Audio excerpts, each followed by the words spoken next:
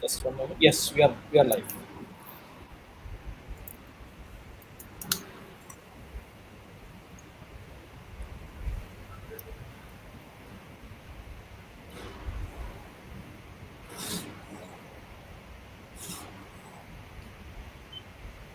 So hello everyone, good morning. Hope you are all safe and staying at your home. So we know the lockdown gets going sometimes, and that's why we at AWS UG Pune decided to go with this panel discussion about how our friends in the startup community are dealing with the problems they are facing in the businesses right now. So today we have on panel with us Amit, Arif, Girish, and Samir. Amit is co-founder and CTO of sRide, which is a carpool platform. Arif is a co-founder and CTO of Metro Gears, which has a product Metro Leads, which is a B2B solution. Girish is co-founder and CEO of InfraCloud Technologies. They provide a provide a cloud consultancies for your company. Samir is co-founder and CTO of Cloud Hedge Technologies. So we will start with how they have started with the startup journeys and what problems they face earlier. We will discuss their journeys in short, and then we'll start with the panel discussion going ahead. So Amit, we can start from you. Sure. Thanks, Jayesh.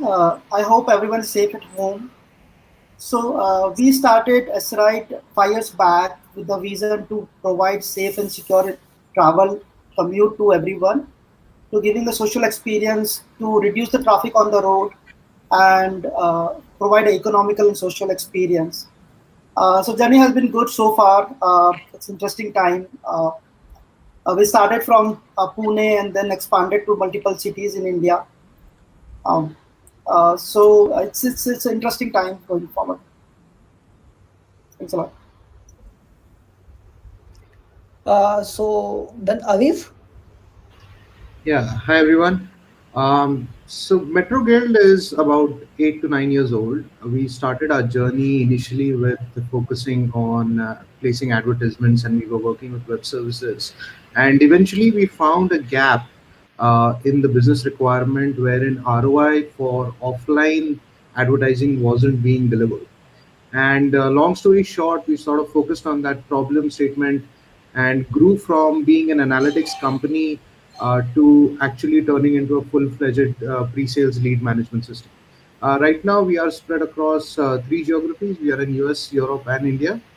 In US, we majorly focus on luxury markets, and in India, we are a prop tech focused company, wherein we help large and medium developers accelerate their sales. So we capture everything, every communication that you have with your customers. We help you build long-term relationships with them, and to that end, we have deployed our own telephony stack. We have our own email, SMS, form capturing. We also integrate with WhatsApp. We have several mobile apps based on React Native, Flutter that are actually given to all the customers so that they can capture all that information. At the end of it, we do a lot of reporting as well. And in certain cases, we also deploy just the telephony bit. We also have on-premises deployments that help large customers deal with a lot of call center use cases. Thanks. Girish, how was your journey with the InfraCloud? So we started InfraCloud 4 years back, and from day one, our focus was container technologies. Because me and my co-founder Vishal Biani, we come with a lot of cloud and DevOps related background. So we envision that containers is going to be the disruptive technology when it comes to cloud and DevOps space, and that's how we started off with InfraCloud.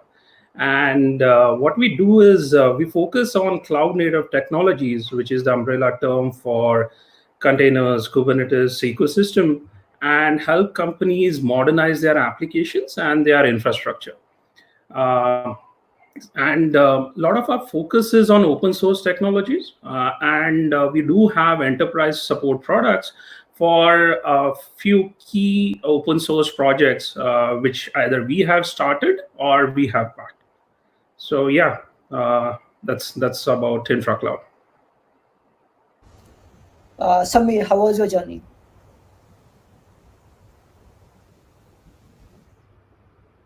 Uh, Samir, you're on mute, I guess. Can you guys hear me? Okay. Yes.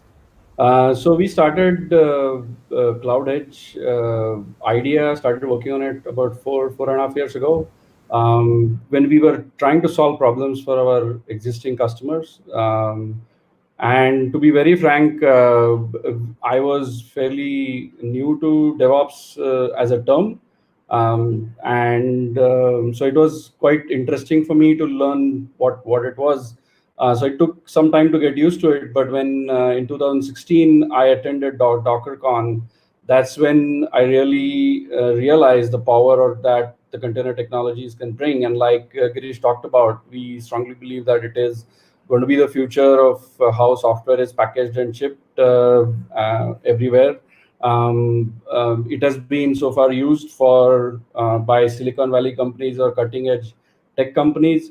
We strongly believe that that needs to be democratized, and hence we have created a platform that allows people to containerize their existing technologies.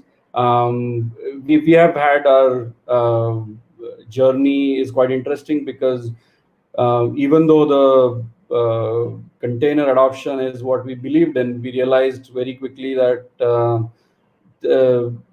you know whether when we started showing the product first, people actually told us that this is all great, but can you actually help us get there? And so our product suite is now from analyzing what people already have to allowing them to deploy. So, and now with COVID-19, like everyone else, we are also impacted. We are at home. All of us are working from home. But given that we are already in cloud or we are working with cloud, we are relatively less affected, I would say.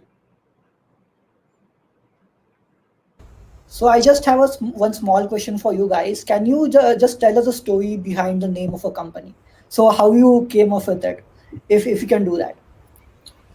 So for us, sRide is S stand for a smart, social, safe. So that's how we started the name. We initially thought about S3 ride or something like that, but then we shortened it, make it sRide. That's cool, Arif. Yeah, I would say that Metro Guild for us has always been, I don't think we put a lot of thought in the name, but Metro became our moniker for everything. So we have like 4 or 5 products that start with Metro, which is Metro Leads, Metro Meets, there's, Metro Teleport. So it was just a culmination of, people coming together, and that's where the guild comes from. But like I said, to be honest, not a lot of thought has gone in there. Sure. So what was your story, Girish? I'm glad you asked this question because sometimes I feel naming the company is tougher than running a company, And right now I'm helping one of my friends name their company. So I think one was we wanted to keep a very simple name and something which easily people can relate to what we do. Infra in the name actually means foundational technologies, and not it has a more broader meaning than just infrastructure per se. Whereas cloud was and I just wanted to combine two words and make it as simple as possible.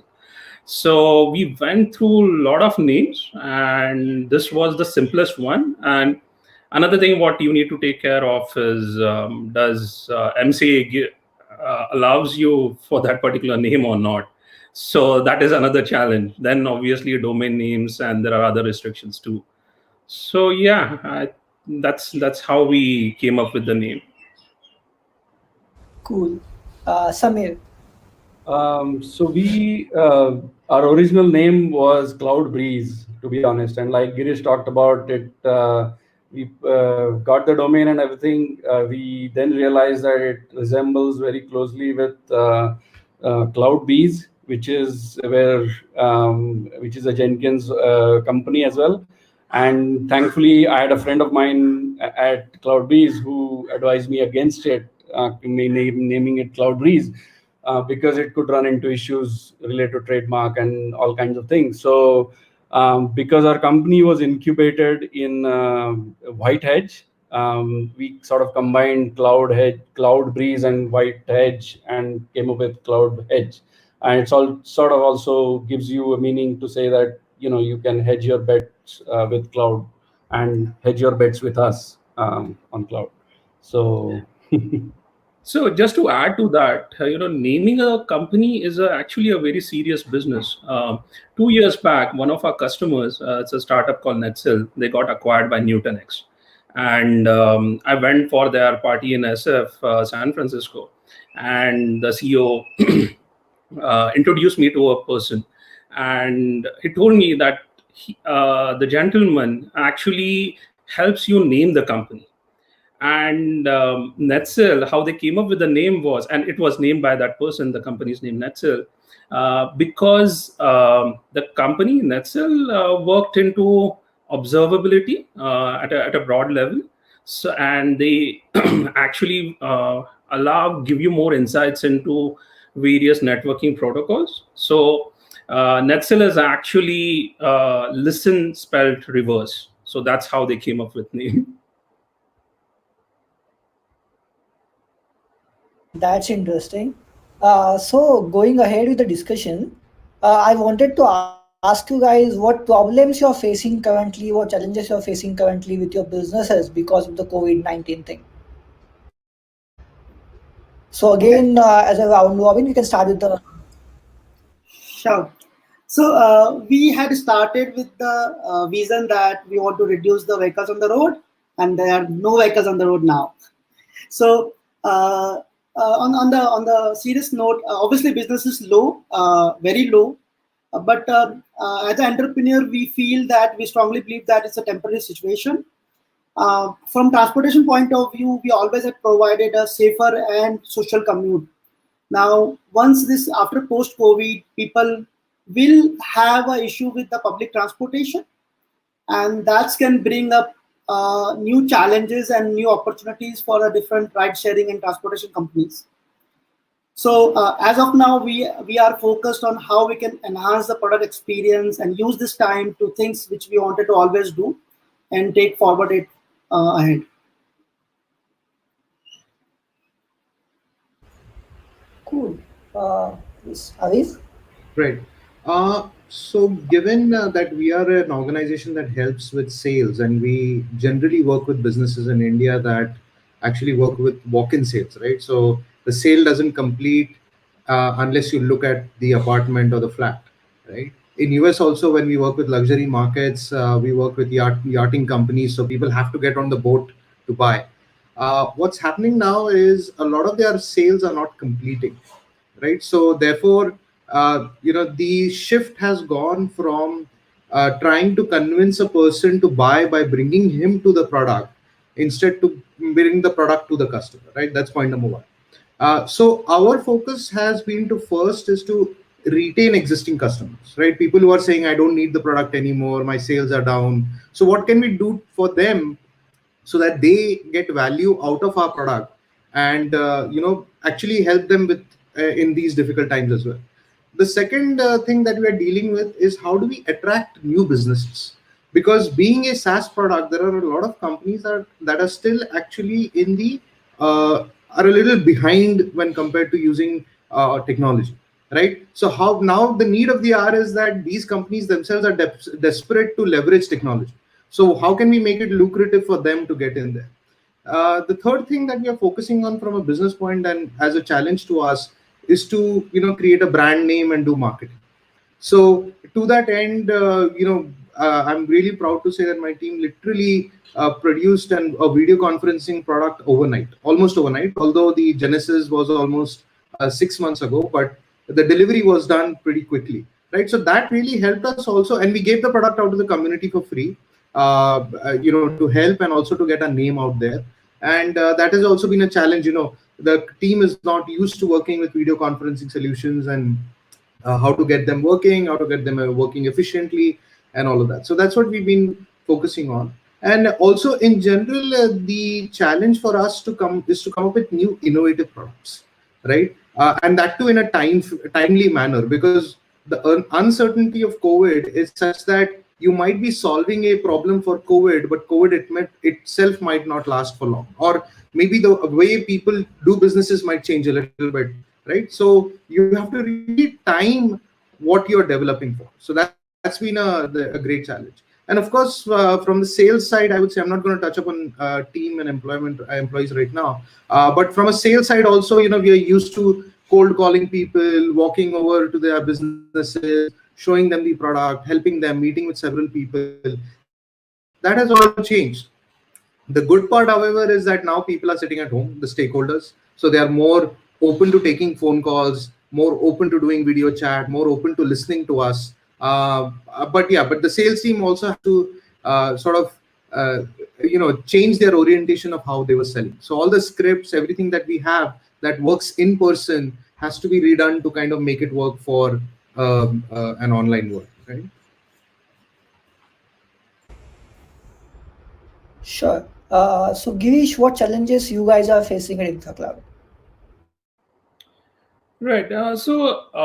I would look at it from four different perspectives. One is people, other is strategy, third would be cash, and last would be execution. So I think on the people side, work from home, I guess we have a dedicated topic and section allocated. So I think we'll take up that then. In terms of people, I think on our customer side, mostly everybody obviously wanted to conserve their cash. So some of our customers, there has been hiring freeze, but luckily we are working with some customers who are either deep pocketed or anyways they had a very long-term outlook. So we were able to balance between the two. Secondly, with respect to the strategy, I think when COVID thing happened, we have been actively thinking about what are the other opportunities, how we can make best of this situation. And because of the first order, second order, third order effects of COVID, is it going to throw up new opportunities? To give you an example, we do a lot of professional services work for container related products. One of the challenges had been to be in US and do on-site consulting. So that restriction is going to get relaxed. So that is one opportunity which could crop up. So there are these strategic changes which we have to do as we go along. Third would be the cash side. Luckily, we had been very lean organization, and so we are able to sustain during the period where either customers could be asking for better price or they could be deferring their payments. But I think for now, we will be able to manage by ourselves. So that's not going to be a huge impact.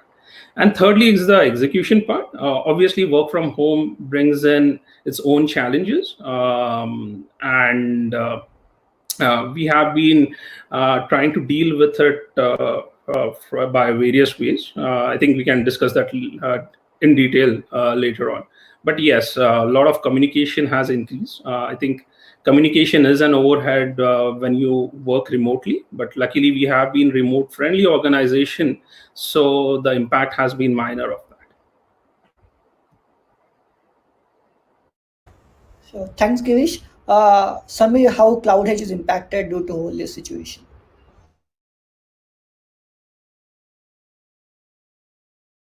Samir, you're on mute again.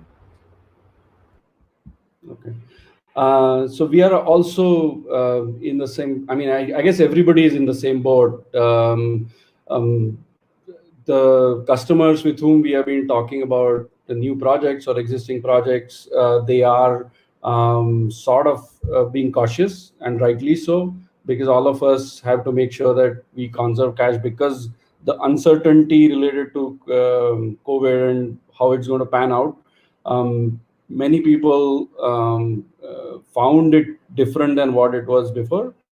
And so there is clear impact on some projects that were going to start where there would be capital investment or there would be new, which would be called as new projects, but also is an opportunity from the point of view of adoption of cloud is going to, we see already signs that people who were sitting on fence about adoption to cloud or new technologies, some of them which are coming from unlikely quarters, people who you would otherwise think are resistant to adoption of new technologies are open for it. And so we are talking with them. We also are seeing that people in the essential services space, they may be facing problems. So we are, as a matter of organizational policy, we are offering them assistance and free evaluations for seeing how they can help. That is the part of, because obviously sales conversations are not happening, or I don't expect them to happen. Right now, we are focusing on helping our customers in any which way that will reduce their pain in these times, because right now it's about survival for some customers, and it's also about sustenance for the next couple of quarters as we see it. Sure, thanks, Amir. So I agree there are like a lot of problems going on right now, and we all are surviving. We are all are just trying to survive the whole situation. But there might be some of the positive things happening as well. Like I was discussing other day with Amit, and he was saying that he's trying to integrate some cool features in the app. So similarly, what are the positive things happening over this period, or what are the things you are getting time for which you have planned from the earlier, and now it's a time to do those things. So again, we'll start with the Amit. Yeah, so as I told earlier, this is a great time to reduce your technical debt because normally in the regular cycles, you are busy with the regular stuff, the organization stuff, and other things. As of now, because the uses of the application is low for our end, our support team is slightly free. We are upskilling them to give a better customer experience. We are investing a lot into automation at this point of time. So going forward, we can do a faster deliveries and faster product announcement. Couple of interesting models we are evaluating at this point of time to see how post-COVID world we can enhance the user's experience. DevOps is an area where we are again and again putting this time to make entire processes better and investing there. This is challenging time for entire organization and team. So it's important for organization and leaders to keep the team's morale very high.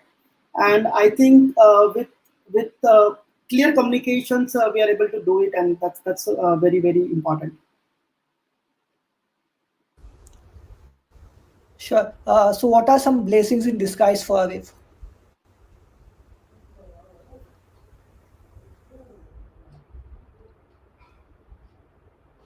Oh.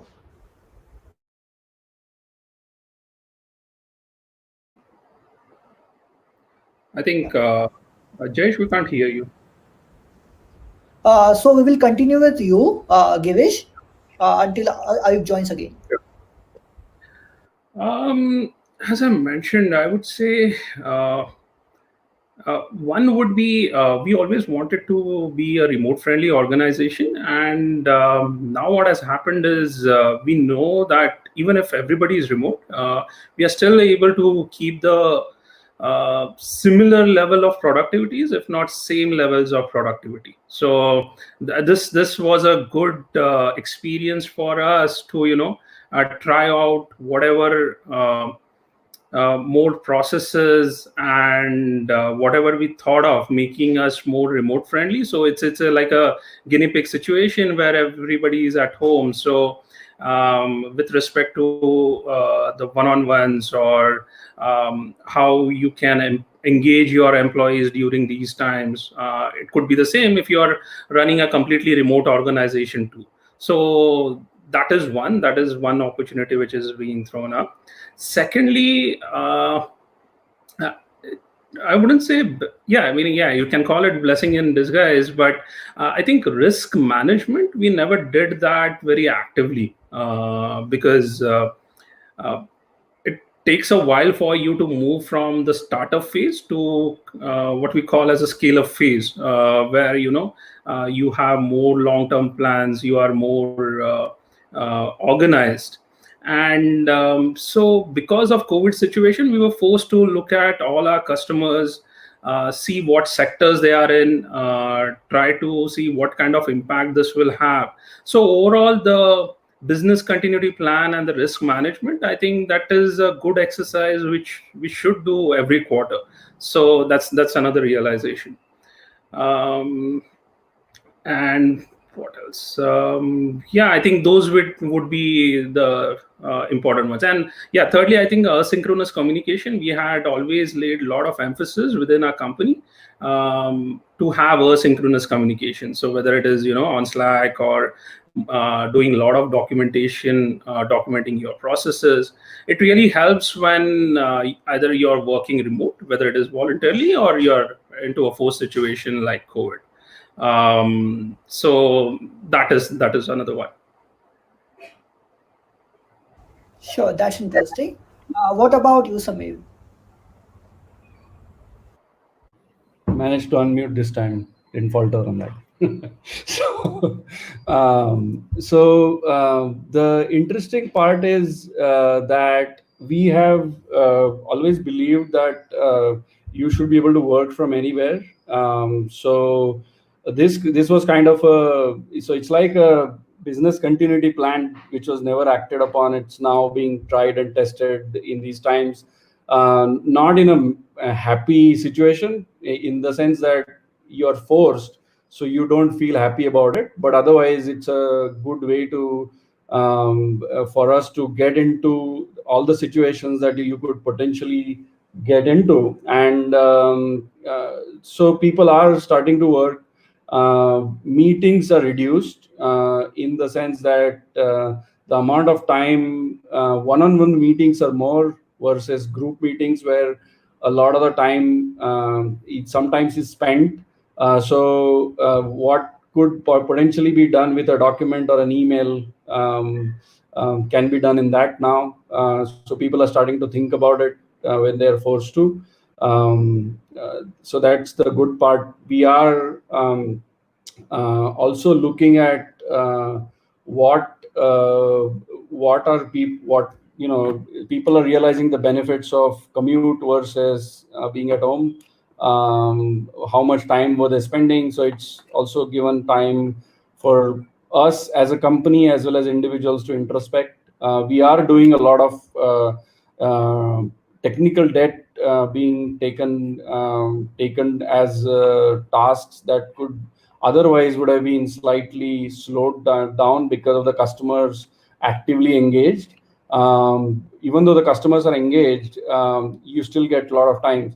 The other benefit for our developers is that they get uninterrupted time if they want to spend that time in developing. So things like a feature which would have potentially taken slightly longer gets developed faster, because they can just get into a D&D mode and get cracking. And so we've seen some remarkable results in those aspects as well. So yeah. That's nice. So work from home is working well for you. What about you, Arif? So I would put it into three buckets. One being the business, then product, and people, right? So from a business perspective, the silver lining is, like I said, a lot of our customers who never adopted technology for their sales are now being forced to do that, right? Now, how long do they keep it up? What happens at the end of it? There's something we'll have to see. But we are able to now get meetings faster than ever before, right? And a lot of people are sort of there's a sort of a herd mentality, right? That what is the other guy doing, the successful guy doing? I just want to follow that. So luckily, we are already into the successful customers, the leaders of the pack, as they say, and therefore replicating that business model for the laggards is kind of easy, right? So business that way is kind of taking more pace, right? From a product, I would say we are taking an alternative approach. In this case, is that we are instead of focusing on existing things that are already there, because see, the point is that we have to acquire new customers at this time. It's a matter of survival, right? We are a bootstrap company. We don't have deep pockets. We can't keep going along for a long time. So that means revenue has to be generated. And focusing on existing customers is part of the problem, but not the entire problem, right? So therefore, the existing features that we have and technical debt, as we call it, we are sort of that's taking a back seat, but we are focusing more on innovation. So a few bets that we placed about 6 months to a year ago, where these side projects are started and they are put on ice because there's no adoption or there is no bandwidth for team members. Those projects are now are really paying off. So we capture all sorts of communication for our customers, right? Video was one of them, but it wasn't important until COVID hit. Now we had already done our background work on that. Therefore, it didn't take much time. There wasn't really a lot of thinking that needed to be done. It was just a matter of taking that POC and that project and deploying it into production. Of course, the production challenges are different, right? The other thing positive that's come out is that working from home, we already have a very liberal work from home policy. So people do work, but people are used to talking in silos at some cases, right? Because again, bandwidth is less. We are a very lean team. So everybody does not necessarily get involved in every decision and people are autonomous.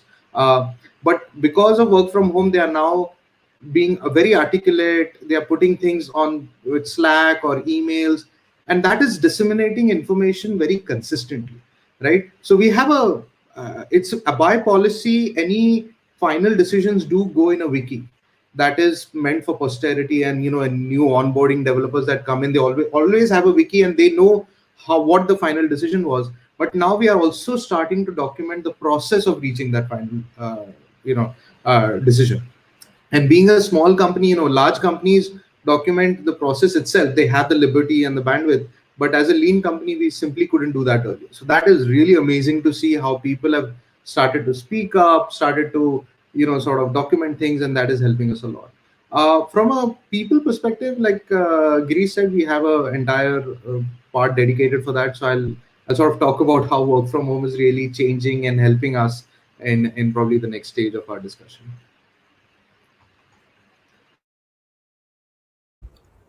Sure. So before we move to the employee part of the things, does anyone of you have some other opinions about the business part, or if you want to tell something, or should we move to the next part?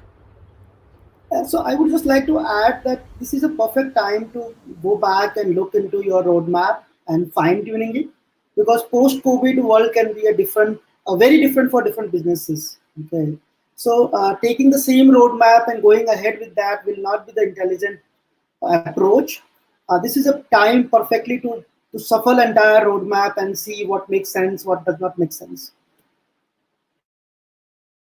So I would add to what Amit said. From a business perspective, the way we are, sort of aligning our discussions now is that whenever we have discussions related to ideas or features or roadmap, we always put it into three buckets. Either you're doing it for the short term, which could be as small as 2 weeks, 3 weeks, 4 weeks, like until the lockdown is lifted. And then the second bucket is 6 months, because it will take time for people to get back to normal. The switch is not gonna flip overnight, right? So features that are meant for up to 6 months, and then the third bucket is 6 months and beyond.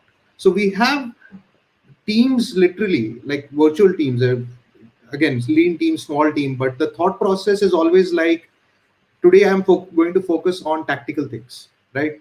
The next week I'm going to focus on strategic things. So it's very important that businesses, and I will talk about how team members also should be thinking at this in these COVID times, is that you should always focus on what a time frame you're looking at, because certain solutions just did not make sense, won't make sense beyond 6 months, right? And you really have to be agile and nimble enough in your thought process, right from top to bottom, where you always say, hey, I'm doing this as a throwaway piece of code or a throwaway piece of feature that's just going to help my customers for the next 6 months. Beyond that, once people start walking out and moving into businesses, then this may not be that important.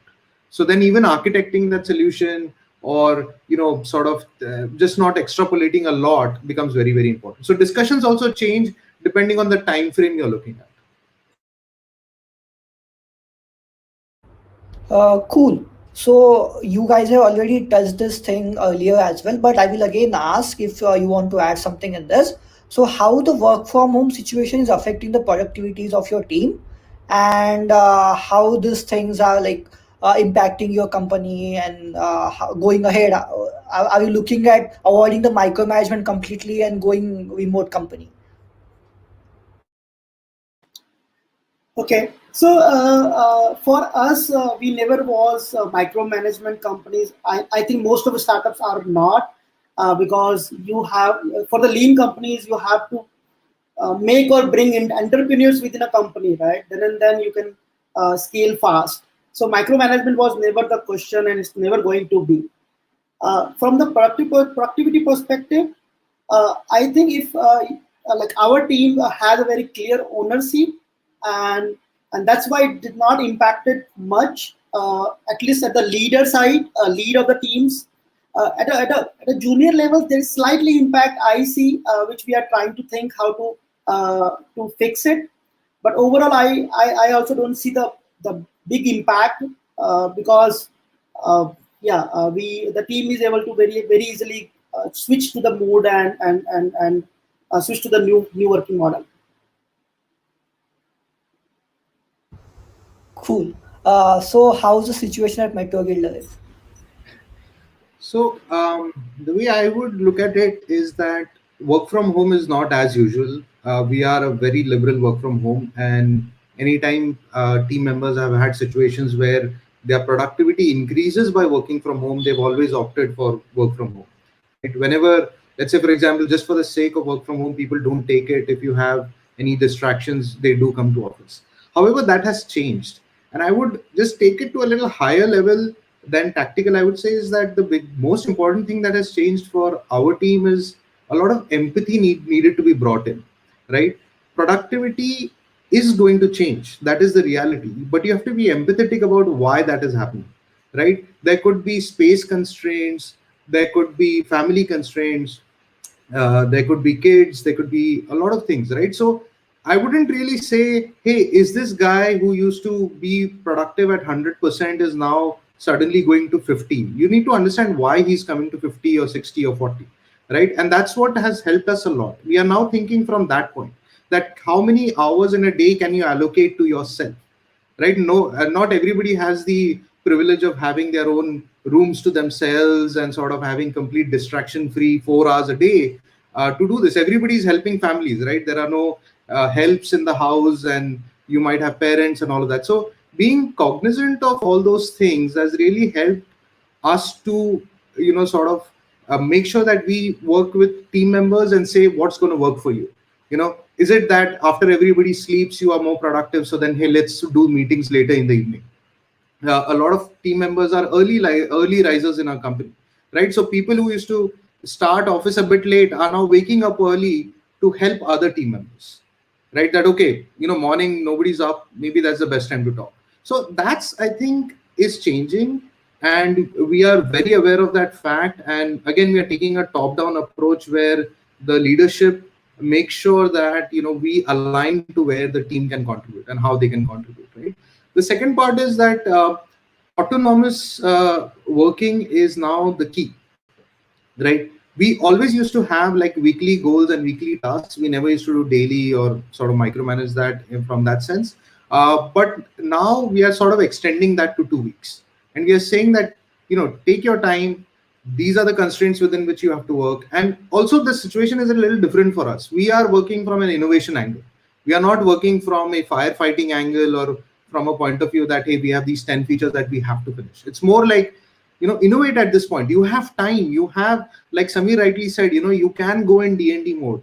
D&D mode helps you to think creatively, right? It opens up your mind. It opens up your space because you are not being clamored by deadlines. You're not being forced by somebody to do certain things. Of course, there is there's an 80-20 rule where almost 20% of the time we do customer support. But luckily, through the marvel of containerization, we really don't have a lot of time that we spend in DevOps or doing any firefighting on that side.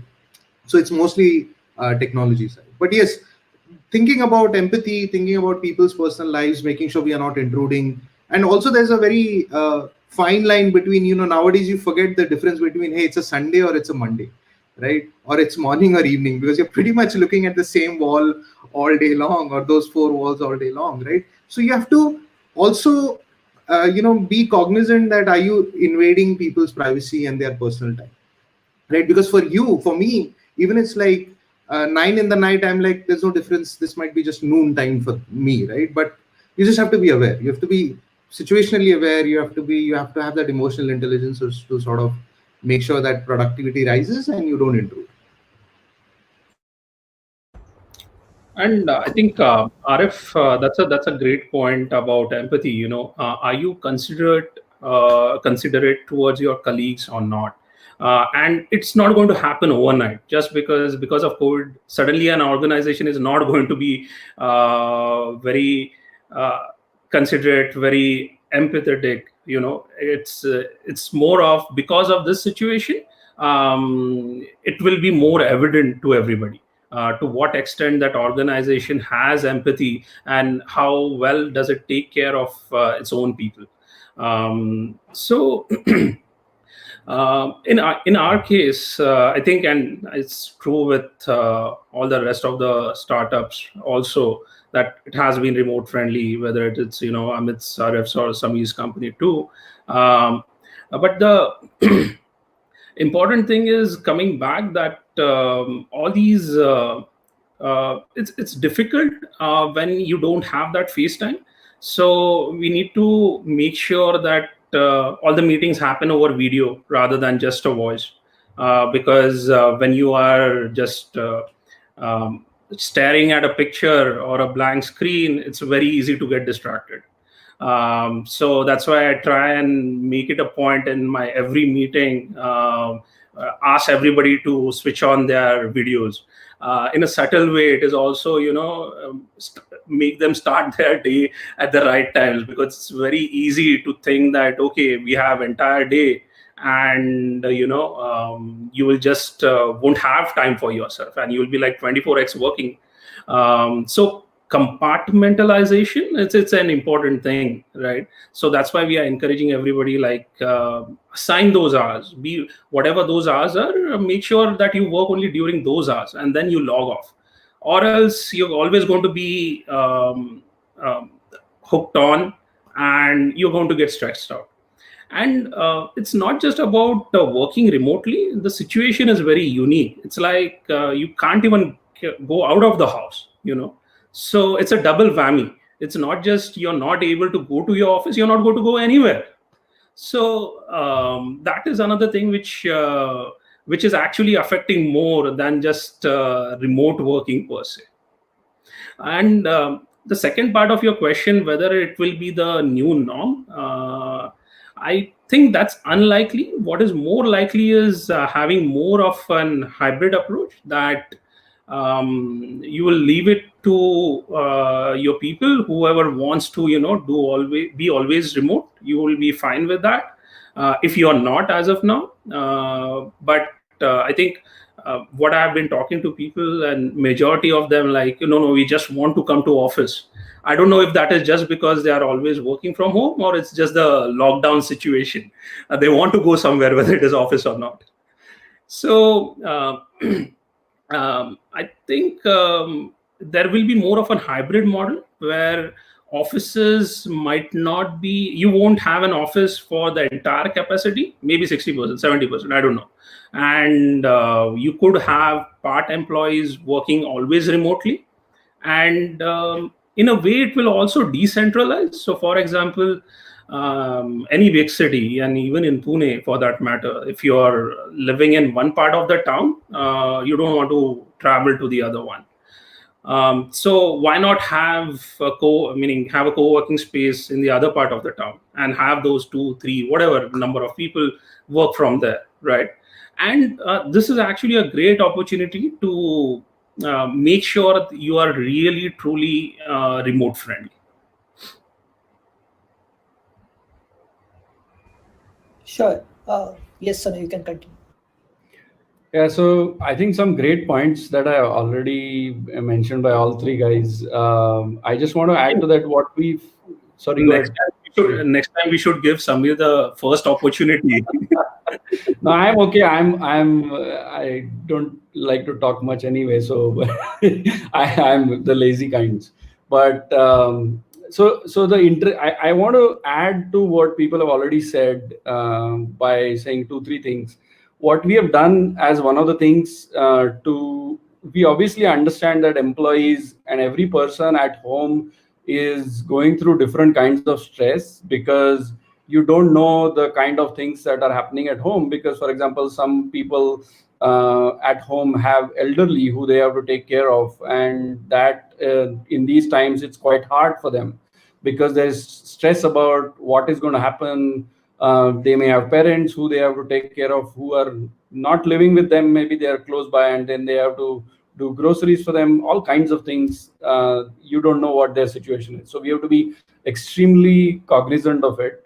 And yes, we saw some drop in productivity in the sense that some things that were supposed to happen in the stipulated time did not happen. But I think people have taken it in their stride nicely to accept it. And equally, when you do that, right, when you are understanding of the and empathetic towards these things, people also go extra mile and cover up for whatever lost time or whatever things that they couldn't accomplish by putting in additional hours. We are not. We also see. So, for example, an extreme example I'll give is there is a colleague who and his wife, they are at home. Both of them work. They have a young kid who is 3-4 years old, and she needs at least one person's attention on a daily basis, obviously. So they have shared their calendars, and our colleague actually works late in the evening, starts his day at about 7 in the evening when his wife gets over. Wife's work gets over because her work is quite time bound, and he is working late at night. The advantage is that he has to interface with US time zone people, makes his job a lot easier, allows him to get a lot of peaceful time to focus on things which otherwise would have taken a lot of more effort because he gets distracted by something else. So those are some interesting viewpoints. The other interesting point, and I want to mention, is that the thing that people miss is the hallway conversations or coffee chats, right? Because some new ideas spark up during those conversations as well sometimes. And we were actually we did not have this concept of a monthly update or whatever, because we would do these hallway conversations, and people who wanted to know things could be easily disseminated, that information. That has been now replaced with two things. We are doing every other week, we are doing sort of an all hands video conference, where there's no agenda really. We are actually just asking people to show up and just share anything that is interesting that may be happening in their lives. It could be something that they discovered about themselves. It also we are also making sure that our HR is active in these situations, because the kind of information that people hear from all kinds of social media platforms, it could scare people off, and we are trying to make sure that we are keeping them aware that things are not as bad as they seem. In addition to that, what we are also doing is we are telling people about things that they need to take care individually to manage their expenses. I mean, there's not a lot that they can spend on right now anyway, other than essentials. But to make sure that the moment the non-essentials open up, don't go and buy an expensive iPhone that you wanted, because you have to conserve cash individually as well as companies. Because I've been part of the 2001 dot-com burst in the Bay Area, and I've also seen 2008, like a few of you were also part of that. But when this particular what we are going through right now is unprecedented, and it's not something anybody of us had seen. So whether you call it a black swan event or something that you were prepared for, I mean, if somebody tells me that they were prepared for it, I'd be quite skeptical about that person. So we are all, this is unprecedented. I don't think 3 or 4 generations have seen anything like this in their lifetimes. So we have to be very, very cognizant of that. And so we see that we are making everybody aware that this is what we are part of. And looking back, we may be able to tell people that we were part of it and survived. That's what we want to tell you. We don't want to be part of a statistic, right? Sorry, a little longer than. So we will start with you again for the next question. So what are your views on the hiring landscape currently? Like how the hiring at your organization is going on, or how do you think the whole situation is affecting it? So hiring, we are being cautious. It goes without saying that we are being cautious. The offers that we had already made, we are honoring those, obviously. We are talking with those people, making sure that they are going to join. So we actually had, in the last 3 weeks, we had 2 virtual hiring events, sort of. The first one, we had to take a lot of effort to make sure that people got what they wanted. Initially, we were not ready. I mean, we were not allowed police permissions to hand over their laptops, for example. So it took a little while for them to get onboarded, but we were able to do that. But from here on, how do we hire really depends. It's going to slow down. There's no doubt about that. I don't think it's going to be what it would be. If you had asked me this question a month ago, I would have given you a different answer, obviously. But today, we are slowing down, but we are taking care of people who are with us, and we are honoring all the commitments that we are already made offers to.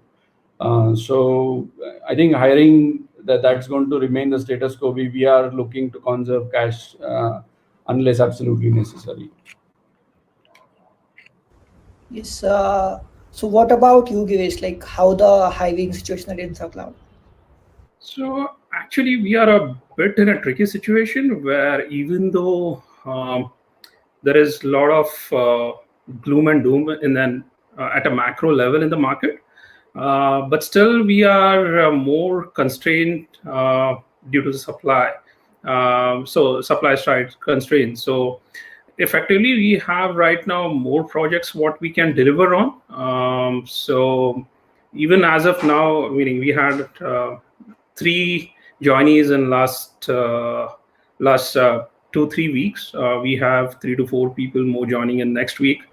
So it's a tricky call for me, because on one hand, obviously I know that, okay, the market is this way, but when I analyze it at a micro level, looking at all our customers, what their plans are, I really can't stop that hiring, because that demand is still there at the micro level.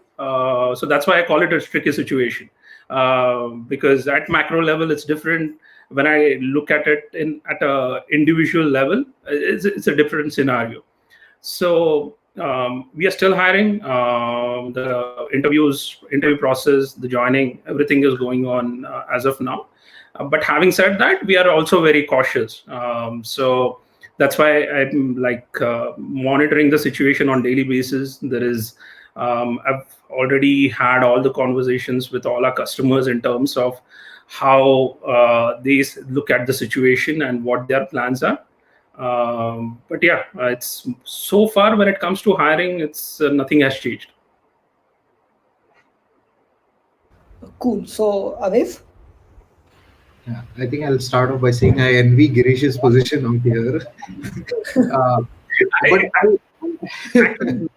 Sometimes it's scary, suddenly because I don't know whether I'm doing the perfect thing or not, but I have to go with my instincts.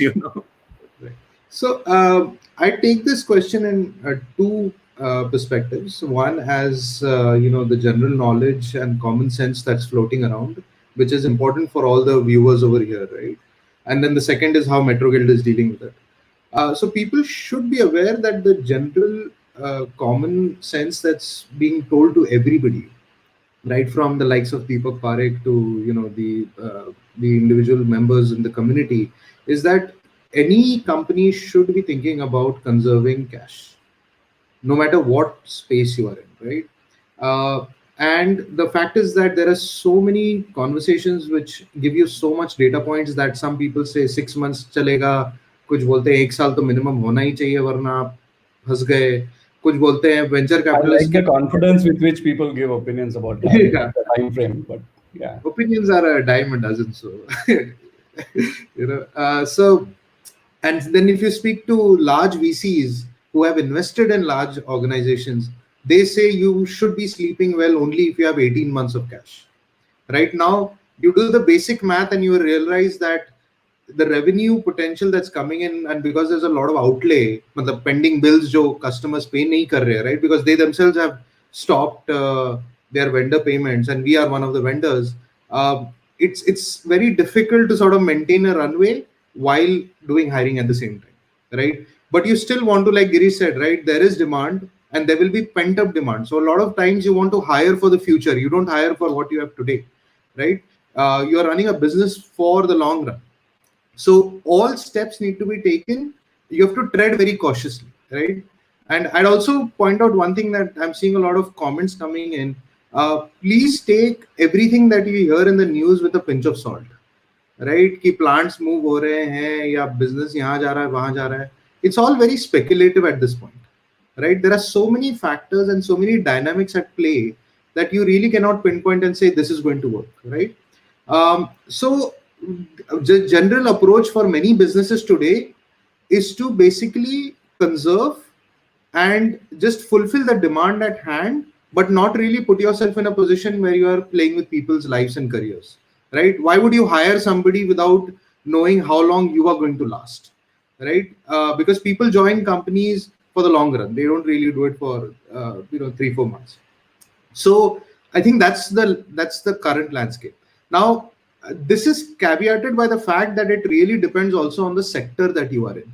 If you are into online games today, if you are into healthcare, if you are into cloud storage, you are pretty much in a good shape because those sectors are booming, right? People are moving to all of these things and all of that. So you have to really put yourself and say, which sector am I dealing with? What is my domain expertise, right? If you are into retail, if you're into hospitality, then I'm sorry to say you're not going to see anything for a long time, right? And jobs in that space are not going to open, probably not going to open for a significant amount of time. So keep that perspective in mind where you are, and then sort of think, take any decisions or think this through. For Metro Guild, we but luckily we only had some offers given out, which were internships that we are honoring, no doubt. But overall, we are sort of now lying low, right? Because anyways, we are being in innovative mode, innovation mode, and we are sort of making sure that we can sustain for the longer period before we bring somebody on. So we always think of the team members before we think ourselves, right? We really don't want to put ourselves or anybody in that situation. Now, beyond that, what's going to happen? I think it's going to be a week by week decision. It's not even going to be a month by month.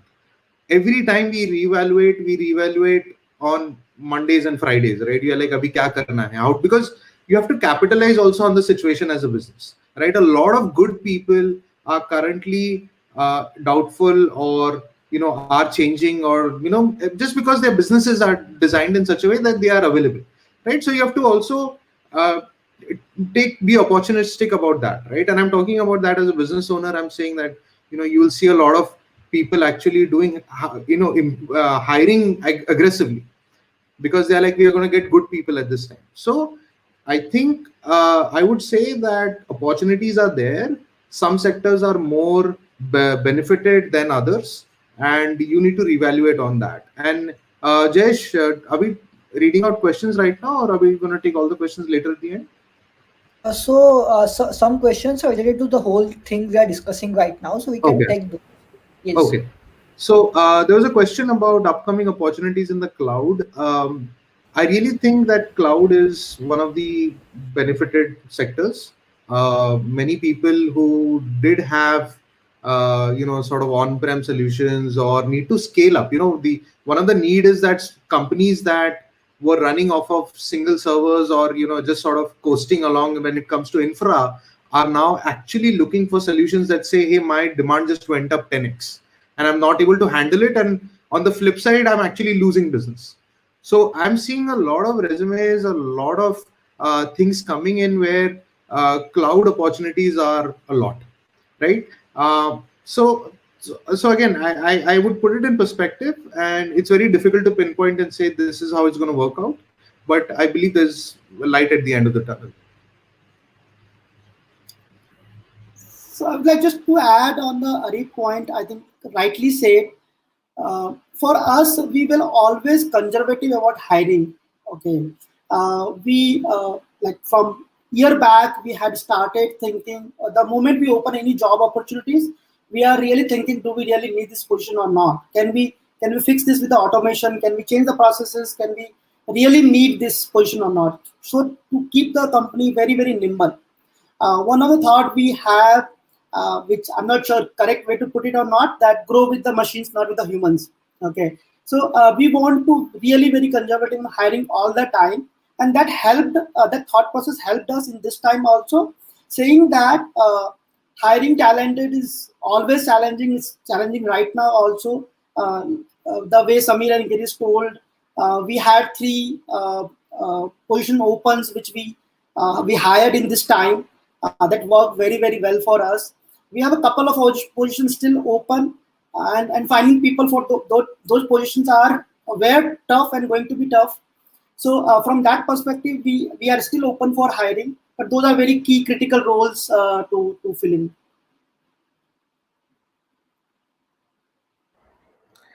Just to add to that, I think Arif really put it out really well, because when it comes to founders, it's always a balancing act, where you want to make sure that your current customer needs are serviced, while you also want to make sure there is enough runway and you don't over provision. So that's the balancing act everybody at every time keeps on doing. And probably in these times, on a probably daily basis, or even hourly basis, we are looking and doing that, based on whatever the data points or new news coming in, right? I guess that would be true for all of us. Yeah, the part of juggling we do as part of running a business. Yeah. Yeah, exactly. Previously, maybe we would have done it like a quarterly, monthly. Now it is daily, if not a hourly thing. It's a daily changing situation on a daily basis. And, you see yeah, go on, better Samir. things happen.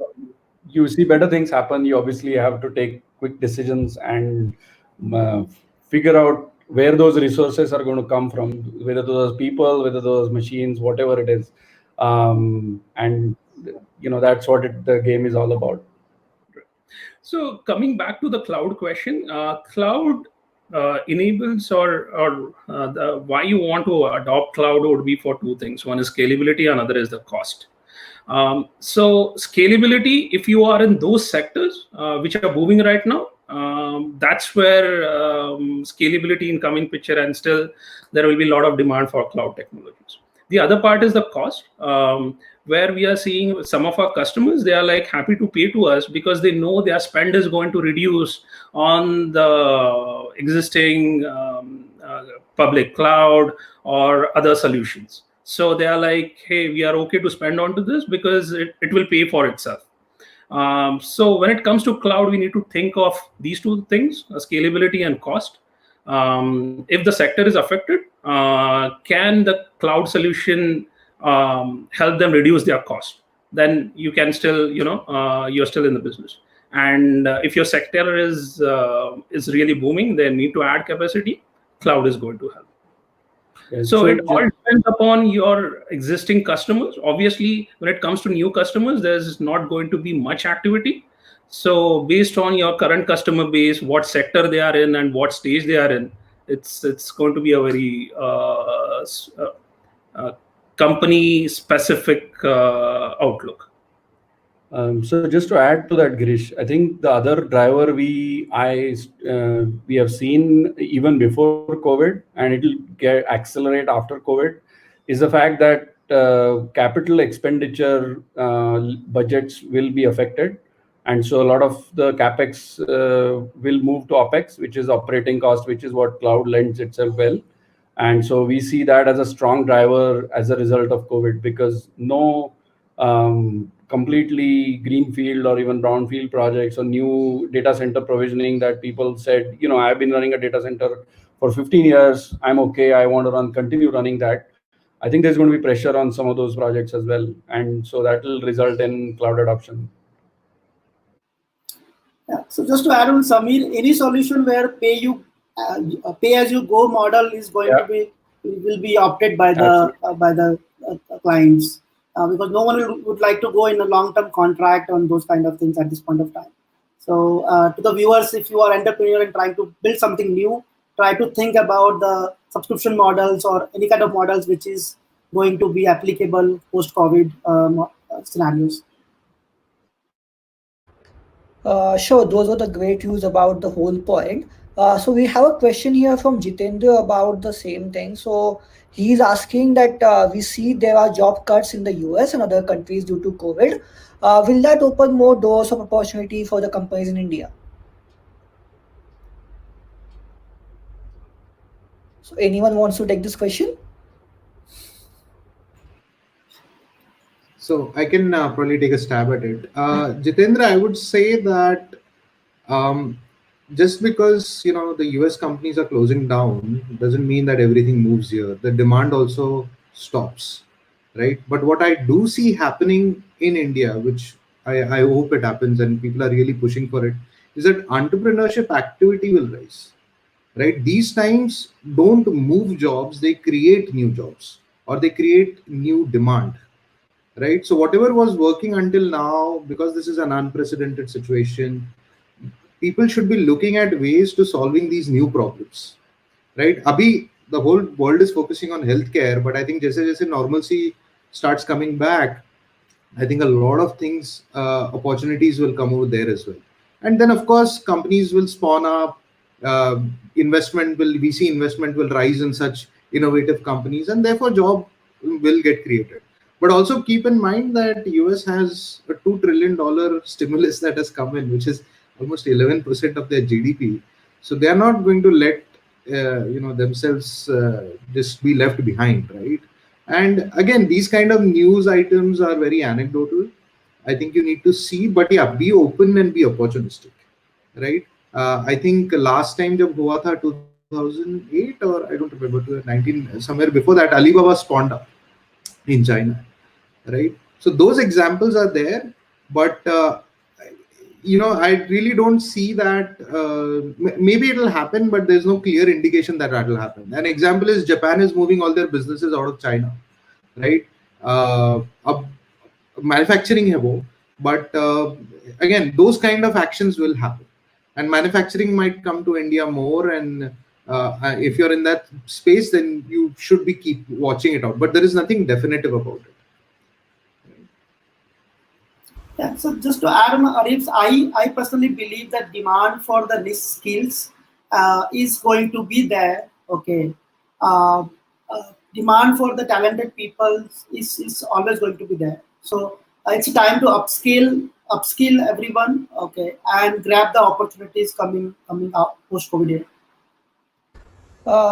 Okay, so just as Amit said, there will be demand for the skills. So what are the skills you guys think will be in boom after the lockdown, or there will be requirements for those skills?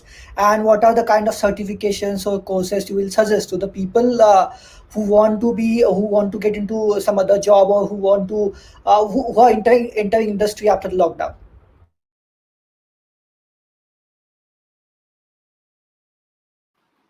Okay, so from my point of view, definitely everything related to automation is going to be the key. because people would like to save, improve the productivity, save time, and those aspects. So obviously automation, DevOps, cloud is going to grow. So all the skills related to that. Data science, AI is anyway growing and will keep growing. So on those scale, on those aspects also things are going to grow. Maybe other participants can add. I think programming is one skill everybody should be able to do it. I wish our HRs and they can do some kind of programming, because as Amit said, automation is the key.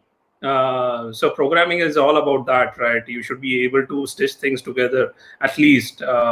So when it comes to our recruiting team, I would expect them to do some, if they can do, and I see some potential there.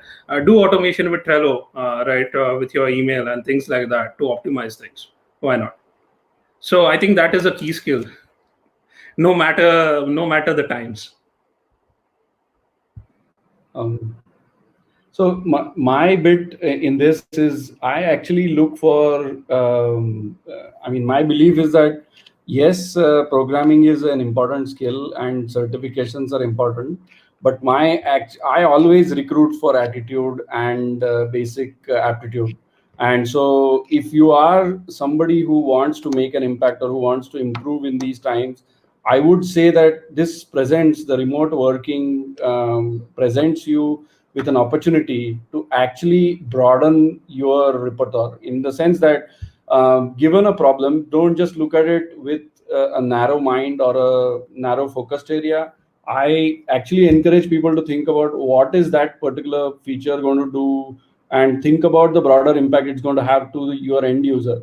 If that kind of a thinking is learned, or if you are able to improve in the way you go about your work, being autonomous unit as an individual, being independent in doing your work, will carry a whole lot more value. And this sort of alludes to the earlier question that somebody asked about whether people in the US losing jobs is good for India. Like Arif said, I don't think there is a direct correlation. If you are good, I think the probability that you may get opportunities from anywhere in the world has certainly gone up because of this. It also means that you have to demonstrate the ability to being independent and being autonomous. That will also be the additional supplementary skill, as I see, because nobody wants to. If you're able to deal with uncertainty or some unknowns in the specs, as you would like to call, then that is a skill that many startups or even large companies look for, because that adds significant value in terms of reducing the amount of time the team leads or the seniors have to spend in explaining what it means. So I think, to me, that is this presents a unique opportunity to do that. So I would say that, first of all, you're never going to get this opportunity again. The fact that you have months and months of time sitting at home, reduced workload, again, depending on the sector, you're just never going to get it, right? You have to capitalize. If you haven't done anything with yourself in the last month, 40-45 days, you've actually probably been left behind. So again, it's not so dire, but it's important, because when I talk to my mentor companies, mentee companies, we have to exaggerate a bit. The thing is that to capitalize this opportunity, you have to think in two ways. One, if you are looking to change your role, or if you're looking to change your stream, then you just go and do all the basics 101, start from scratch, just start learning, right? Talk to somebody senior, get a mentor, right? Because mentors also have a lot of time nowadays. So you find a mentor that can help you in that space, who's probably a thought leader in that space, get time from them, and take their guidance to know what to do next, because the landscapes are very, very large, right? You could go down into hype-based learning and end up with nothing on the other side, right? Like, say, for example, a lot of people are on the machine learning AI hype train, but unless you know statistics, you know the basics, and you know what you're supposed to do at the end of it, I just hear people saying CNN, RNN and फिर चुप हो जाते हैं. Right? I'm like, अच्छा ठीक है, you know abbreviations, great, but उसके बाद क्या, right? But I think I would focus more on the people to use this time to advance their careers, right? Every company should have a career ladder, and career ladders define what you are supposed to do next, right? So when you get a promotion, you never get a promotion because you might be good at doing the next role. You get a promotion because you're already good for the next role, right? So how do you get ready for the next? So let's say if you're a lead and you want to become a manager, you have to learn the managerial things before you become a manager, right? There are very rare cases where people get promoted on potential, but it's mostly you have to exhibit those qualities, right? Now the great part is that it's not just a few people that have realized that, it's pretty much the whole world that has realized that. So a lot of courses are available for free right now, and not from any college. We are talking about top tier elite colleges like Harvard X, IITs, everybody giving out their courses for free. All right. They are doing it in two modes. One is an audit mode where you get to learn, but you don't get a certificate, right? Or you pay $100-$200 and you get namesake certificate that you can put on LinkedIn. I would actually say that don't get discouraged by not being able to pay the certificate fee. The mere fact that you are going through a 4-week course by a professor who's running like a $10 billion company. Like I was recently in a course by Karim Lakhani from Harvard, who's doing a course on lab to market technology entrepreneurship, right? Just the fact that the people who are teaching you things are so amazing. Like they have built like hundreds of companies, and that information is now available for free to you. And like Samir said, I completely, back him up, that being able to talk and being able to see the bigger picture than just saying कि हाँ मुझे code लिखना आता है या मुझे ये submit करना आता है या ये प्रोसेस रन करना आता है. Being able to talk intelligently about the bigger picture is going to take you to the next level. So you should be in a mode where you say, by the time the lockdown gets over, I have improved myself. And improvement needs to be tangible. Improvement doesn't mean कि मैंने 4 courses देखे और बाजू में Netflix भी चल रहा था और Friends भी देख रहा था, right? तो मैंने course का वो tick mark कर दिया तो मेरा हो गया. I've spoken to my mentees and I'm like, really, I mean, that's not how you finish it, right? You need to do those assignments. Those assignments are also free. बस certificate नहीं मिलेगा. हाँ आया आपके पास उतना, if your company can provide you with that or you can do that, then spend the $100. Maybe it's helpful or not. There's a lot of debate over there कि certificate का कोई value है कि नहीं. But the learnings that come out of it, right? Because then you'll be able to sit with the product manager. You'll be able to understand what he means with those jargons and the thought process, right? कि PMF है, pre-PMF है, post-PMF है. वो क्या है? Product market fit ही है वो, right? But then you'll be able to articulate. Because finally what happens, right? Once you're able to talk to people, once you're able to establish a conversation, that's what advances your careers as well. Because then people know that, okay, I'm sure Samir will corroborate this, right? A person who can contribute to a conversation is more important than a mere spectator. You cannot be a fly on the wall. So you should put goals on yourself and say that by the end of this lockdown, I will be able to, improve myself and do it tangibly. Right. So, and again, last point, and then I'll stop talking, is that focus on what you're already good at. ये opportunity ये नहीं है कि भाई कोई मैं जाके कोई तीसरी चीज सीख लूंगा and I'll be like, oh, I have an added skill now. Make it pertinent for your role. You're going back to your jobs, right? You're not going to go back to some random company once the lockdown is over. You're going to the same people. Make sure you're ready for the next level when you get there. Because like I said, once business comes back, a lot of people who are currently at their positions will be advanced because new people will come in, and if your companies will either grow or they will die. I don't think there's a in between anymore once the lockdown gets over, right? So be prepared for the future. Be prepared for yourself is what I would say. Don't go for C++. अच्छा है अभी तो छोड़ो, C++ कोई बोलता नहीं. Apologize for that. But Python है or whatever, right? A disclaimer, we are a Python company. We don't do C++. So don't think in those specifics. Think of getting bigger. Entrepreneurship, being bigger than, seeing the bigger picture is more important.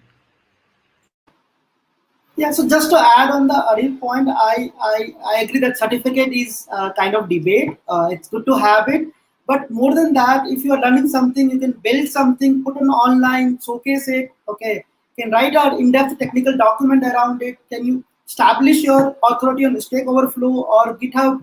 That more going to helpful in future. Okay, so and most of things are free nowadays, easy to get it. Okay, if you want to build something and put on the AWS gives you the 1 year free trial. So things are there, and you have to show your authority on your topic if you are trying to learn. So I think that for me that's more important than certificate. And if you are into technology, and any tech company is always going to look for a key skill, which is are the engineers able to learn new things or not?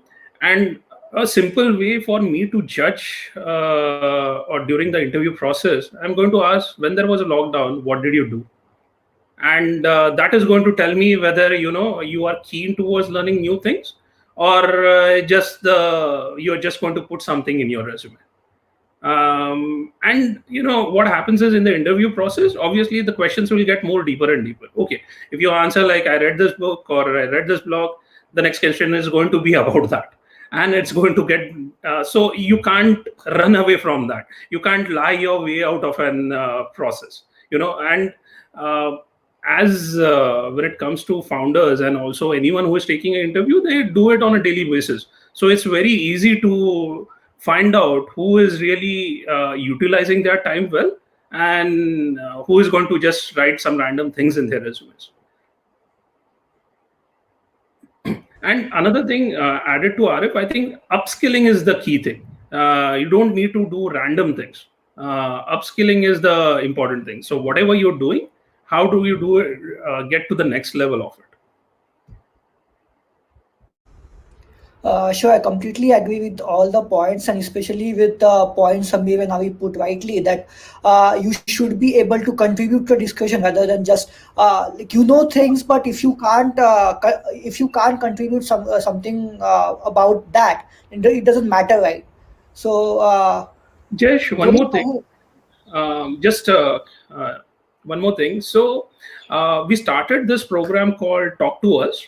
So it's a mentoring session. If you go to our website, anybody can, set up a time with our engineers, and they can give you specific answers to your question, at least when it comes to cloud technologies, that how do you further your career.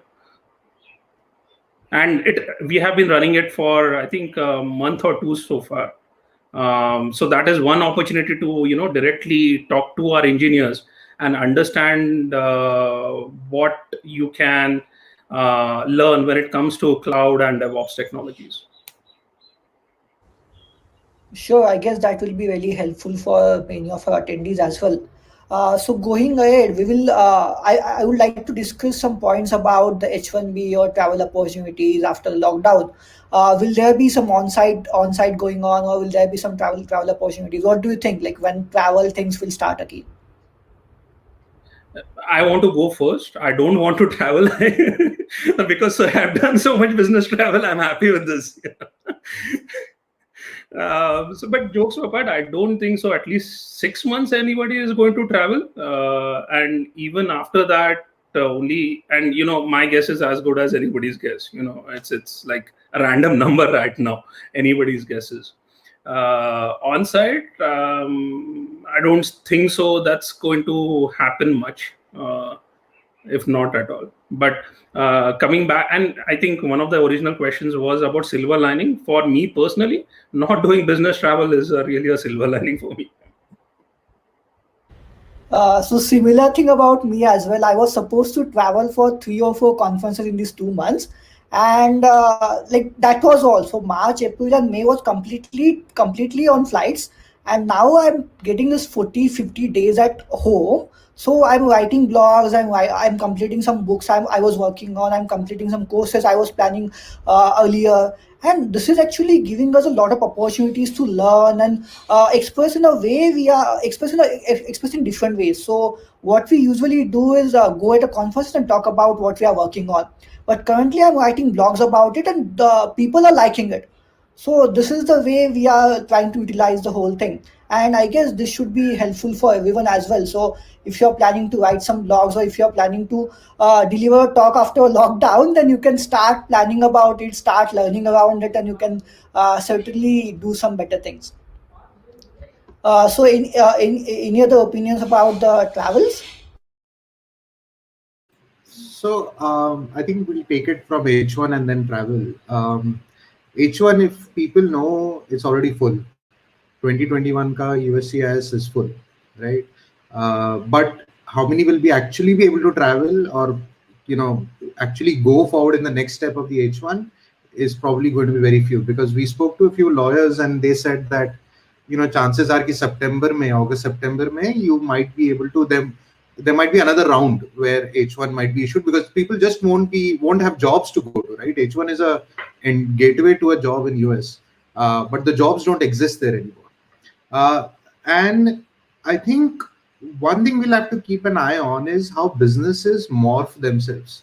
I was speaking to a friend of mine where his company is now not going to lease space. They are literally saving $2 million a year, right? They've just said the cost savings are way too much. Even if it sort of impacts 10 or 15% of their employees, the cost savings of $2 million is so much that we are going to enforce a work from home, right? And sort of get people who can work from home properly.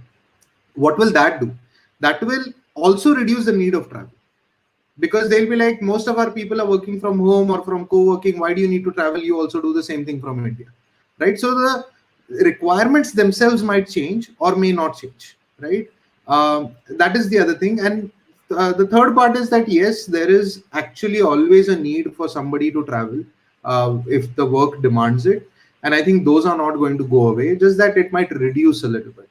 And again, it depends on companies. Right now, agar hum chahe to bhi, we can't get people to travel because we want to conserve money, right? We want to make sure that we avoid travel, not because we don't want people to travel, but because we just can't afford that. We would rather extend our runway by a few months by saving on travel, unless it's paid for by the client, which doesn't happen in our case, right? So I think it's also situational, but again, things are changing on a monthly basis and it'll happen. And US mein kaisa hai na ki because there is a record unemployment, the country is going to, the government there, again, speculation, is going to work for their citizens before anybody else. So if a company wants to give a job to an outsider, what will happen is that the government might ask, why do you want to do that?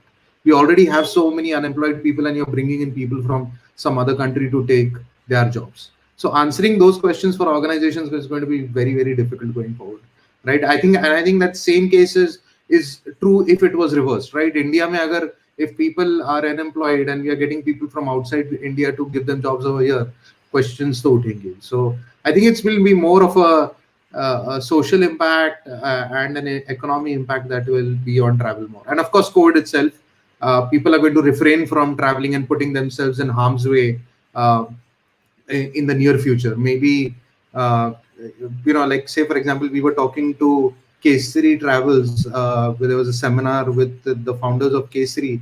They are sort of saying in 9 months, tak to all our trips are closed. Just because people don't want to travel. They want experiences, but they just don't want to travel. The problem is they don't want to get into a plane. So we are going to not see any business 9 months from now. So it will be a question of, if you could magically transport people from India to US without putting them on a plane, then yes, they would want to do that. But I don't think they would want to get into an airplane soon enough. Sure. So it was like nice discussion around lot of points with you guys, like business and employees. Let's start with something little personal. So what's your schedule in this lockdown? Like what schedule you guys follow? We will start with Samir. So I'm actually amazed by people who are putting up recipes and pictures of food that they created by themselves, and courses that they undertook, or photographs that they took from their house. Because I'm actually, last 3 weeks have been craziest for me. I mean, there's been so much going on that um, in terms of thankfully for us, customer proposals and stuff like that, that I've had very little, and we had some marketing events planned with our partners as well. So those have become virtual now, but it's been quite hectic. So in that sense, my schedule has been all over the place. So in that sense, it has not changed much from how it used to be before. So now I'm trying. The one thing that I introduced in my personal schedule is, because my daughter plays badminton and she's at home. She is quite she wants to maintain her fitness. So I've hired her as a fitness coach, and so she's my fitness coach during this time. And every day she makes me do my fitness. I'm not that regular up to her standards, but still trying my level best. So that's been one thing that has changed. Cool. So, what about you, Girish? What you are doing these days? Yeah, I mean, the problem is, anyways, as founders, we are overworked, and because of the COVID situation, it's an additional things you end up doing, whether it is talking to customers, talking to your colleagues, figuring out the situation, thinking through the situation, analyzing things which you would not have done in normal situations. So it's mostly work is it's been busier than before, that's for sure. And I have a 1-year-old daughter, so yeah, other times then she keeps me busy. Cool. So, what about you, Arif? Well, from a schedule perspective, I try to make sure that it's cliched, and a lot of people are saying the same thing, but I try to maintain office hours separately as much as possible. Fortunately, I also have a 1-year-old daughter, which keeps me very, very busy, and that is why so it's good. It's actually a blessing in disguise, because a lot of people told me that these are the times when kids, you should be close to your kids, and as founders, that's very rare to get. So that's good. But otherwise, I do spend a significant amount of time trying to improve myself in terms of reading. So I've sort of started, reading books on like very, very furiously, and I just non-fiction is my genre. I really don't prefer fiction. So getting into that, and there's this trying to keep myself a little flexible, because sitting in the same chair, moving around in 2-3 rooms, or it you don't realize it, but 3-4 months I mean 3-4 weeks may you see your physical changes happening, and you're getting more lethargic and all that. So, and of course, keeping the morale up, right?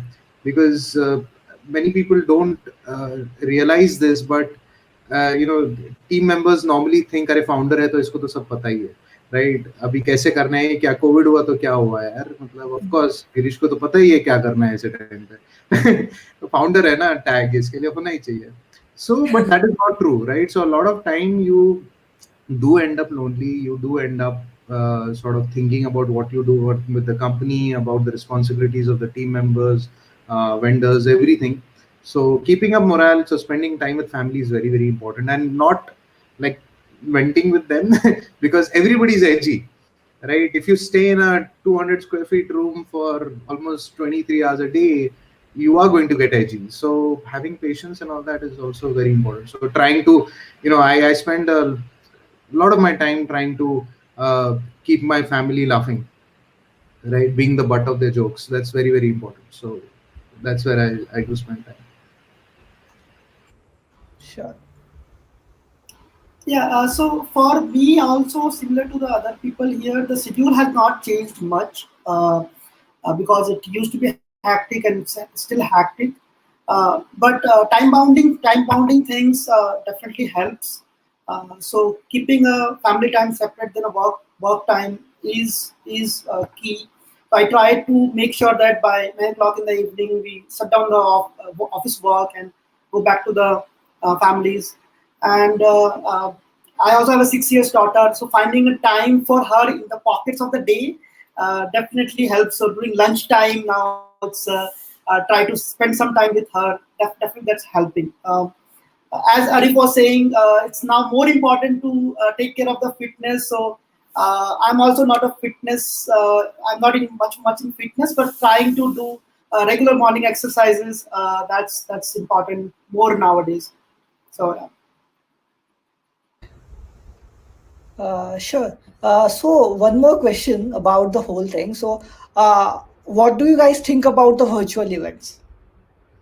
So, any opinions about that? I know we are doing one, but like you like it or you have some issues with it. What would you prefer, physical events or virtual events? Going ahead. I think Samir should take a first stab at it. Go for it. Um, given a chance, I would sit quietly in a room than speak to people. So, I mean, whatever we are doing today itself is a big deal for me. So, virtual events for me. So, to me, events in physical space actually is an opportunity to meet people more than look at people's product. It's a. I mean, from a startup's point of view, it's a single place where you can meet many people in a small budget, to be perfectly honest. And so virtual events in that sense are hard from that perspective, but it's a good thing because if I miss that event, it's likely going to be recorded and it's going to be available for me to look at it later for whatever reason. So that's my take on it, because that's just the way it is.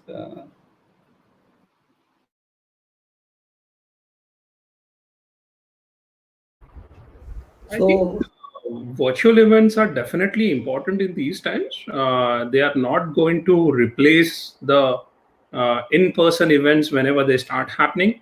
But in these times, having that uh, human connection is very important. And virtual event, I'm taking a very broad definition for that. It could be just happy hour with your colleagues, with your team. It could be with your friends, because I'm sure all of us must have like had a virtual event for with our school friends or your college friends or ex colleagues and so on, right?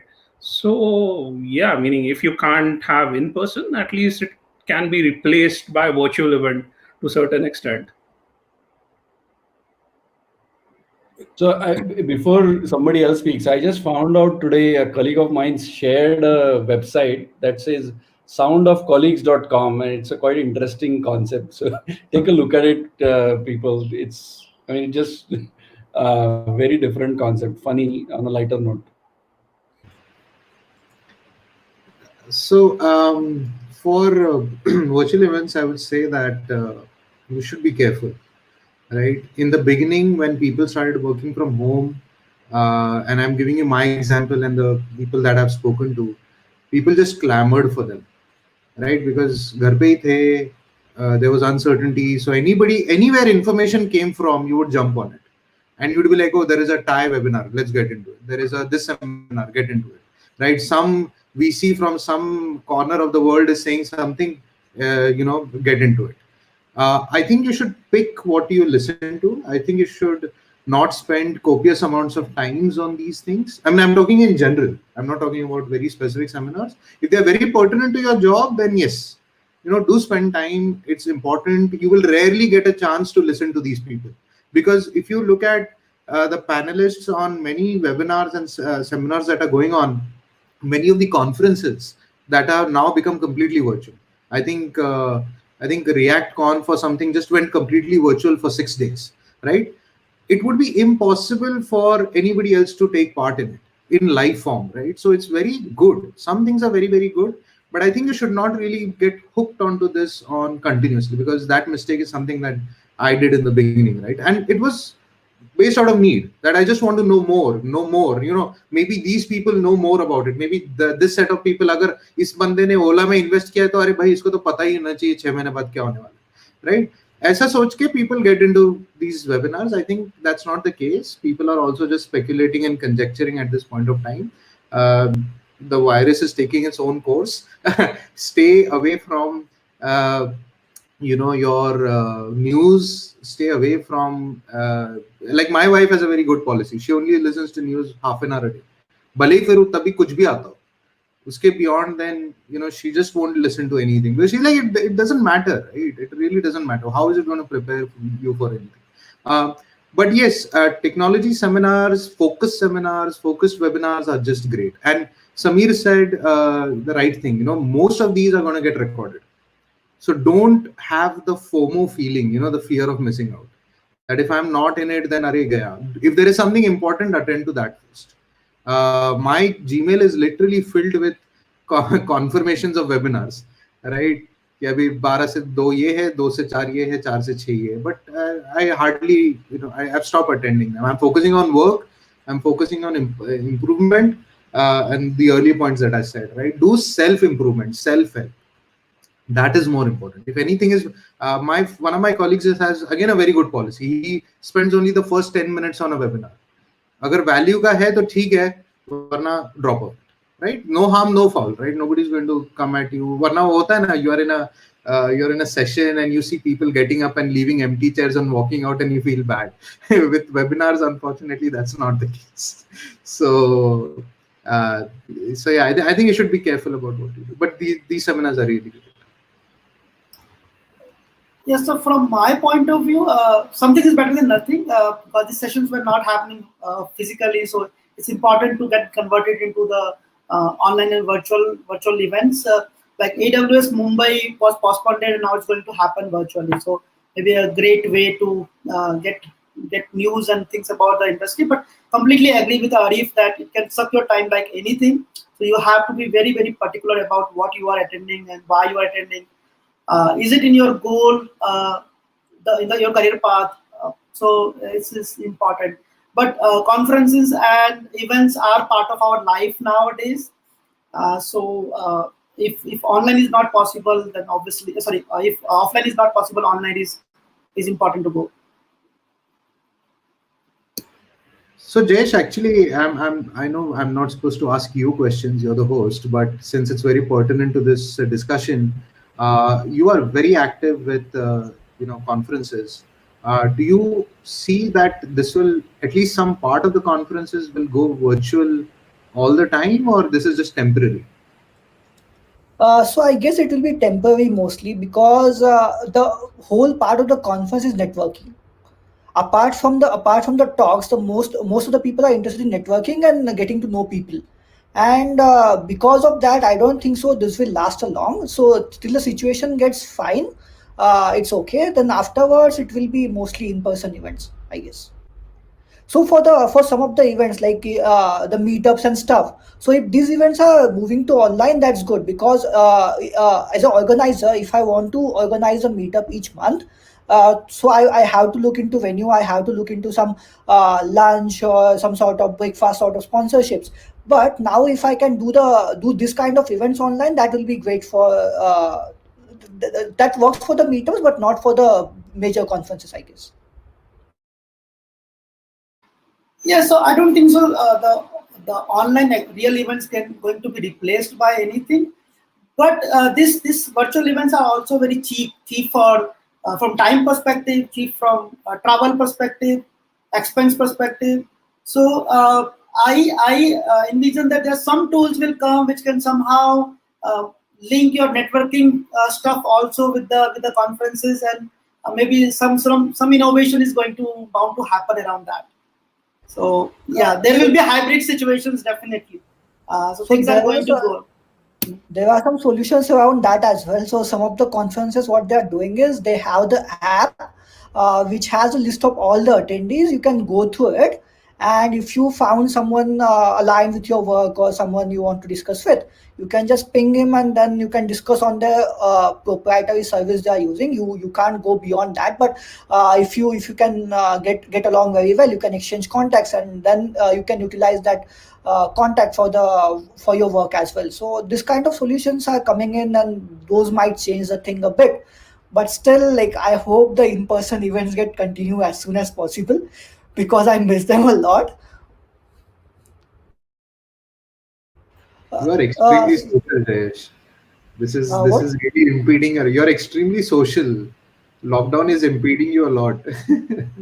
No, like I'm not extremely social, but the thing is, I love to discuss the tech with the people. Like if you get on a call, I can go on discussing if you are interested in discussing something about your product or something about any technology stuff, then I can go for that for 1 hour, 2 hour as well. So I love those discussions, and those discussions happening in person can change most of the things. Like sometimes I get some work opportunities out of it, or sometimes I get some clients out of it, so that helps a lot.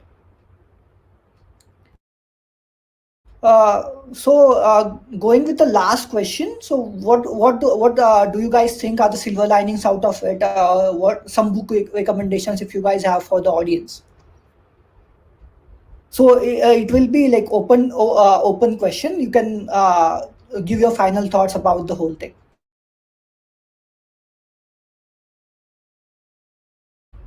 Yes, Samir, you can start.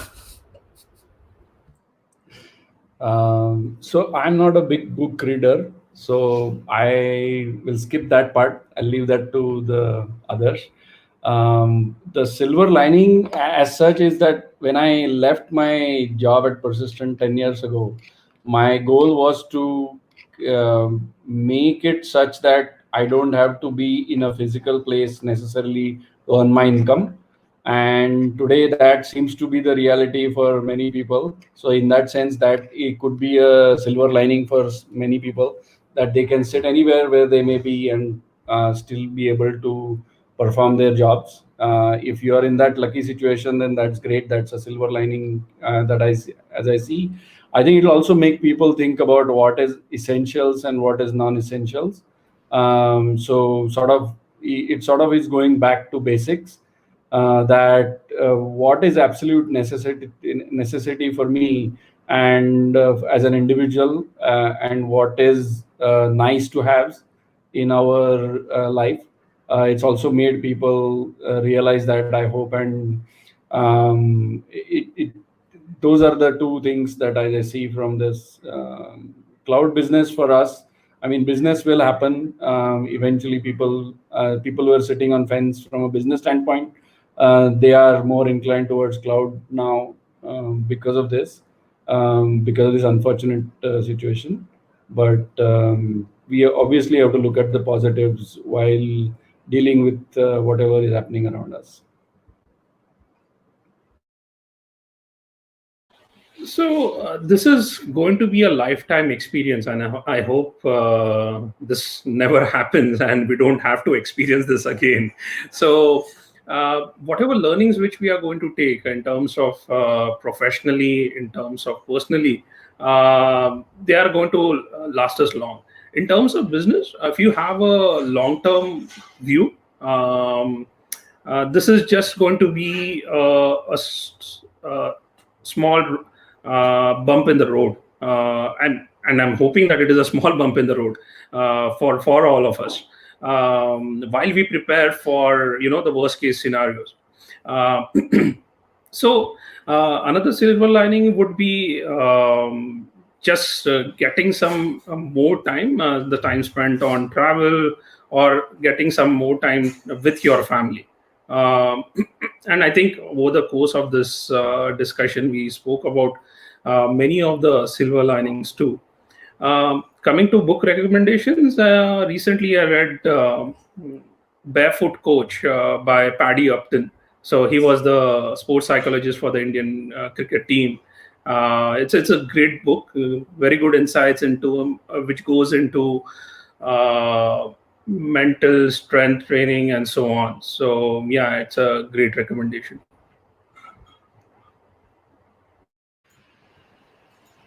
I would say that, like Giri said, silver linings we've spoken about quite a bit.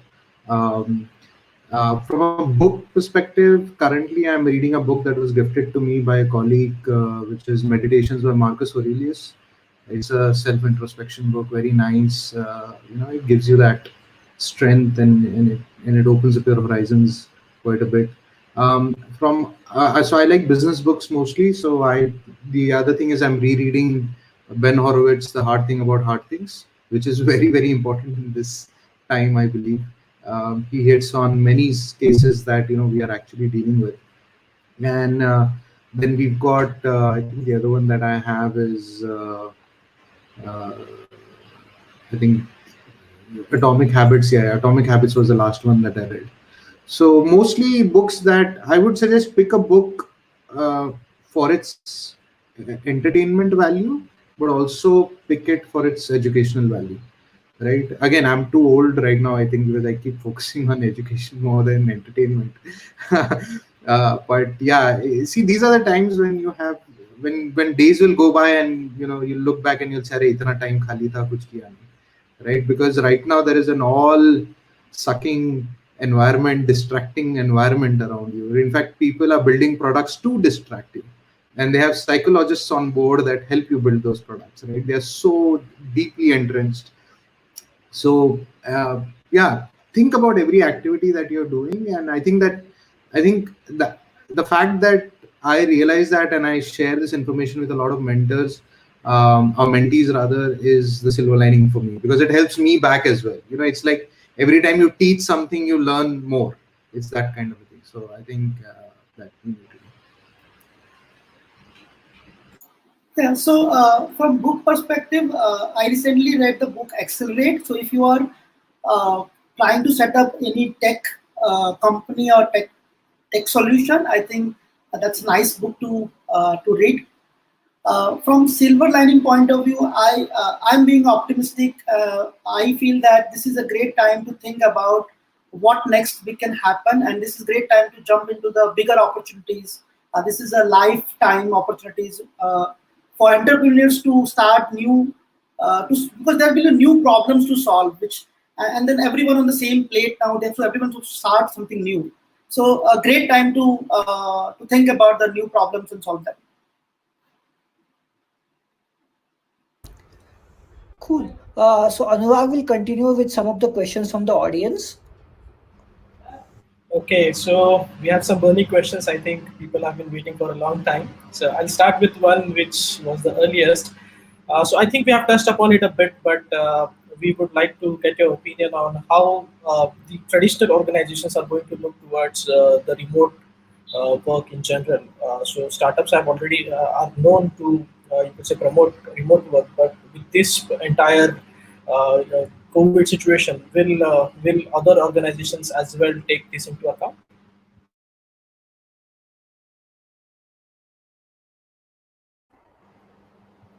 I think the big organization would have now a more positive attitude in terms of people working remotely.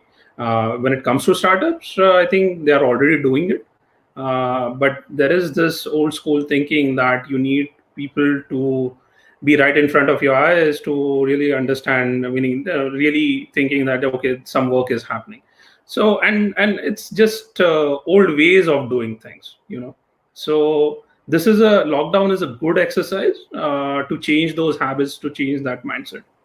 So which will happen, because at the end of the day, infrastructure costs is a unnecessary overhead if you can't get the ROI in that productivity.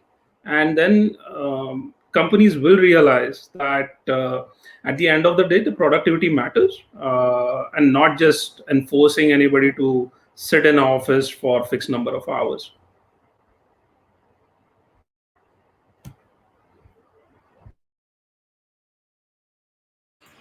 I think so. I'm not expanding too much. I think you better be sure that 50% is going to be remote for at least a year, because companies won't have choice to spend money on infrastructure, right? So many small startups and large companies will have to work remotely for some time, right? Beyond that, the realization that productivity is not getting impacted, like Girish rightly pointed out, maybe 20, 30, 40% का infrastructure होगा, but बाकी सारे will be remote. Although one anecdotal point I'll tell you, that in very large organizations, surprisingly, they are not very geared up to be remote because of regulations, right? So if you're working with a bank or something, then you need peer to peer connectivity, VPN चलना चाहिए, बहुत बहुत ज़्यादा restrictions होते हैं, right? Those can be enforced only from a space that they own, right? So in those cases, things might go back to the way they were. Yeah, good point. So the other point, I think we have just touched about it, but I would like to hear, in general, your analysis. So it has been approximately a month that we have all started, and how started work from home, and how it has generally impacted your organizations in specific. Let's talk about that a bit. Actually, I think we covered this in depth. Yeah. Okay. Yeah. Awesome. Yeah. So there is this another question which is around co-working spaces. Co-working spaces like things like WeWork, where they were on Boom. But this, how do you think this entire, you could say, situation is going to affect people who are dependent on that?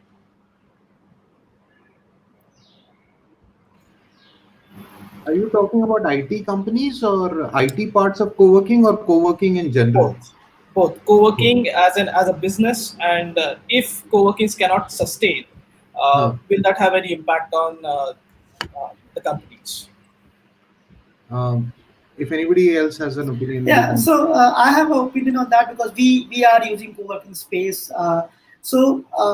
I definitely the impact will be going to be there, but there also I feel they will come up with the innovative solutions, because even though you're working remotely, you will need some time to meet people, meet team. Okay, so they will transform their places into more maybe meeting places rather than working places. So as of now, if you see most of co-working spaces there, 5% of space is reserved for the meetings. Okay, maybe they'll expand it for that, and there can be more entertainment there. So people might use it more ad hoc kind of nature. Okay, and the companies, let's say, as of now, we are using 100% co-working space for the entire team. As we were talking about, maybe 50% will be a co-working, 50% will be remote working, but then you will need some time to bring all the team together, maybe once in a week or once in a month, and there they will try to evolve new businesses around that. Okay. So, what I think is because of this lockdown, obviously companies who are not already doing it will be more having more positive attitudes towards working remotely. But one of the biggest constraints we have in India is the space. So not everybody will have a dedicated room to always, work remotely. So that's where the opportunity is for co-working space. So on one hand, companies will be okay for people to work remotely. On the other hand, you have space constraint. So where do you go? So that space will be provided by co-working spaces. So it is a good opportunity to, and also from company perspective, you're not constrained by a location. You don't need to have a one single big office, right? If you set up the right kind of processes and enable people to work remotely, you can decentralize your office, where people can, if they don't want to work remotely all the time from their homes, they can work from the nearby co-working space. Awesome. So I think I'll take the last question. So any suggestions for the students who will be graduating this year? So not just from engineering, but we have seen effect on people who are graduating from MBA. So what specific things that they should do, or how do you think the economy is going to treat the newcomers?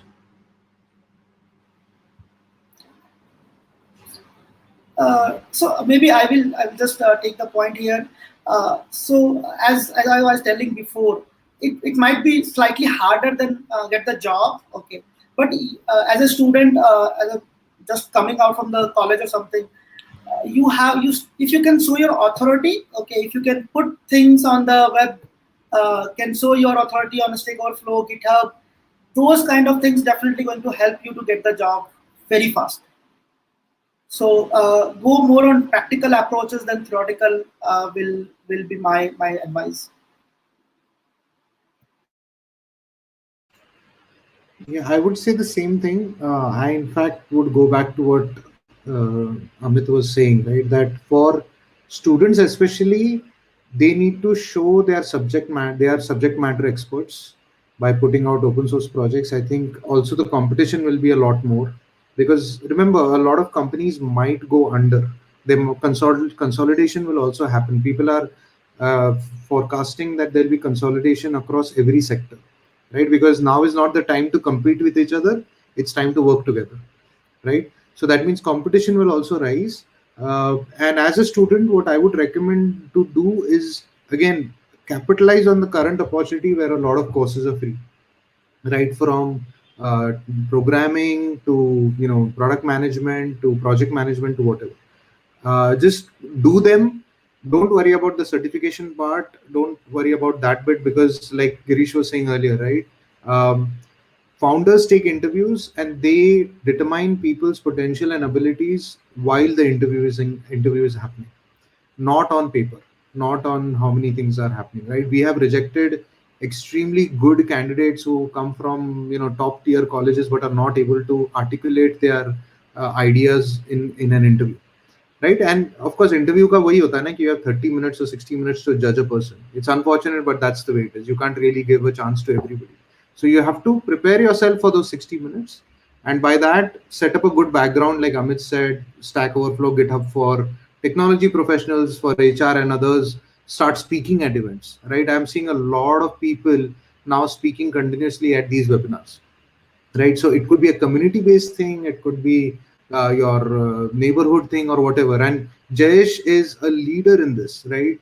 That is when it comes to engaging with the community and also writing blogs and all of those things. So I would definitely suggest that you reach out to Jayesh and Anurag both and take advice from them, that how do you set that thought leadership for yourself. And just to add to that, this is a good time for you to build something. You have all the necessary things which you need. There are open source projects. You could contribute to that. There are Slack communities, project wise. You could join that. Look for people, look for ways to do contributions. Because at the end of the day, if you can, even if you just reach out to certifications or long resumes, meaning I would rather look at the code than the resume per se. Agreed. I think Girish made an excellent point about that, because and that brings me to another interesting aspect of it, is the level playing field that has been set by the lockdown. You could be sitting in a remote part of Maharashtra, and if you have internet access today, and if you are in IT, and if you are interested in IT, you have an opportunity to present yourself to anybody anywhere in the world, not just India.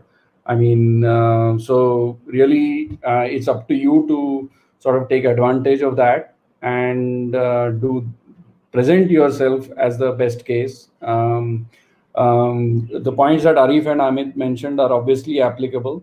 I think it just from that perspective, I think it's exciting for me to see that there is talent that could come from anywhere. And so just like Dhoni came from Ranchi in cricket, right? You have an opportunity to come from anywhere in India, and this gives you a lot of hope. And I mean, it's a shining example, as I see, from for any other field, that if you have belief and if you have the ability, you should be able to do well anywhere.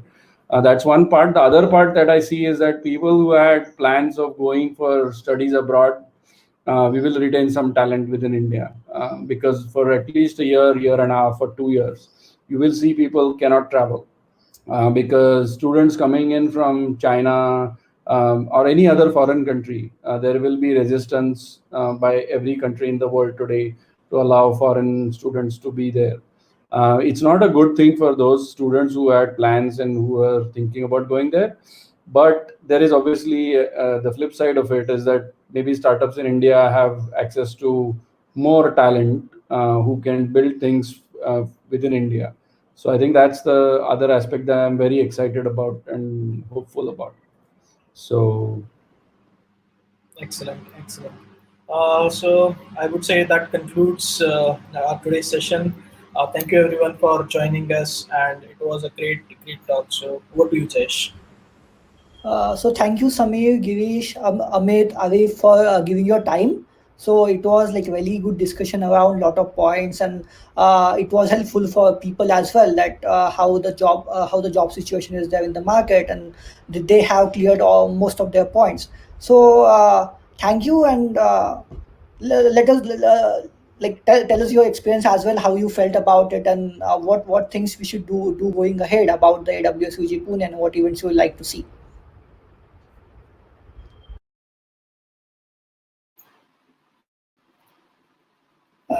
I think overall experience was really great, and we should have more similar kind of events. Maybe we can do some technology-driven things, or maybe topic-specific sessions that might be helpful to various people.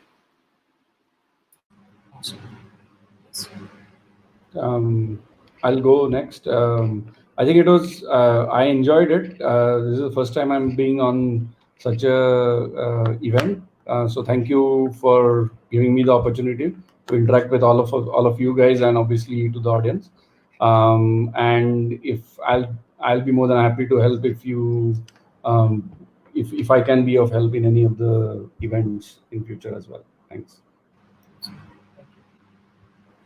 The good part about the discussion was we focused on our individual cases, because there are so many webinars assessing the situation.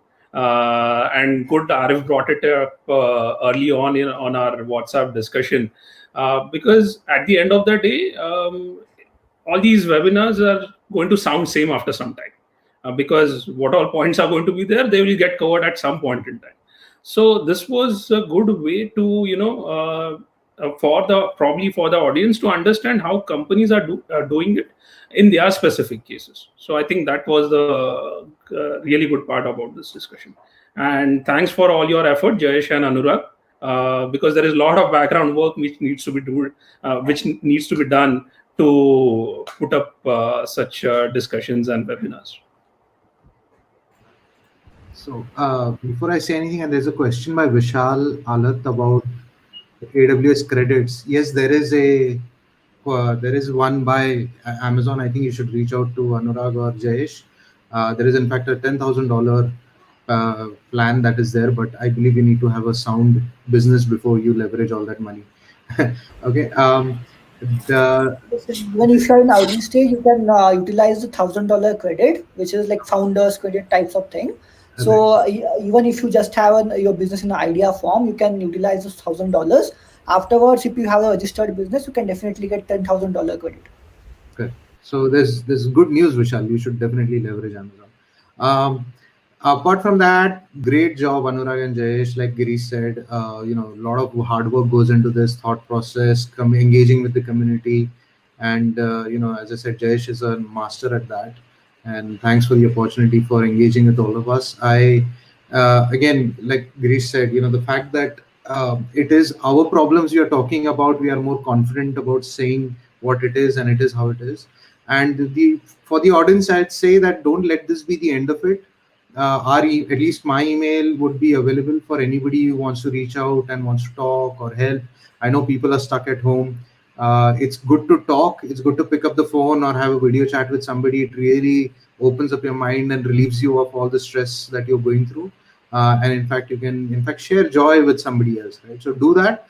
And whichever organization you are in, please remember 2 points. One, your founders do not know everything.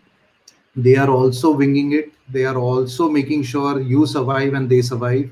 They have your best interests in their heart, and therefore just be patient with them on how they deal with the situation, right? A lot of people want to jump ship, want to basically say, अरे इधर कुछ हो नहीं रहा है, वहां जाते हैं. इधर कुछ हो नहीं रहा है because हर कहीं भी हो नहीं रहा, right?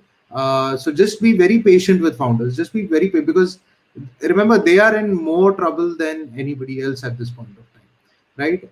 And the second part is that they are looking for your help more than anything else. As a founder, I'll tell you, I look towards my team than anybody else at this point of distress, right? So keep that in mind, that whatever you do, improving yourself, to suggestions, to working hard, to dealing with any other situation, is just going to go a very long way. It's time to build relationships, right? It's time to build long-term relationships. Who you talk to, who you be with right now, they will be your friends forever, right? So don't take any knee-jerk reactions, and feel free to reach out. Everybody is going through this in the same way, right? And again, thanks Jayesh and Anurag for having us on the panel. Thanks Anurag. Thanks Jayesh. Thanks Well everyone. said, Arish. Well said. I agree with you, both Girish and Arif. So thank you guys. We will drop the Twitter handles of all our panelists on the YouTube comments. You guys can follow them on Twitter and reach out to them about if you have any questions. So thank you guys. We will say it a goodbye and then have a good day and have a good weekend. Yeah. Thank Thanks. you. Yeah. Well, thank you. Bye. Have a nice weekend. Bye.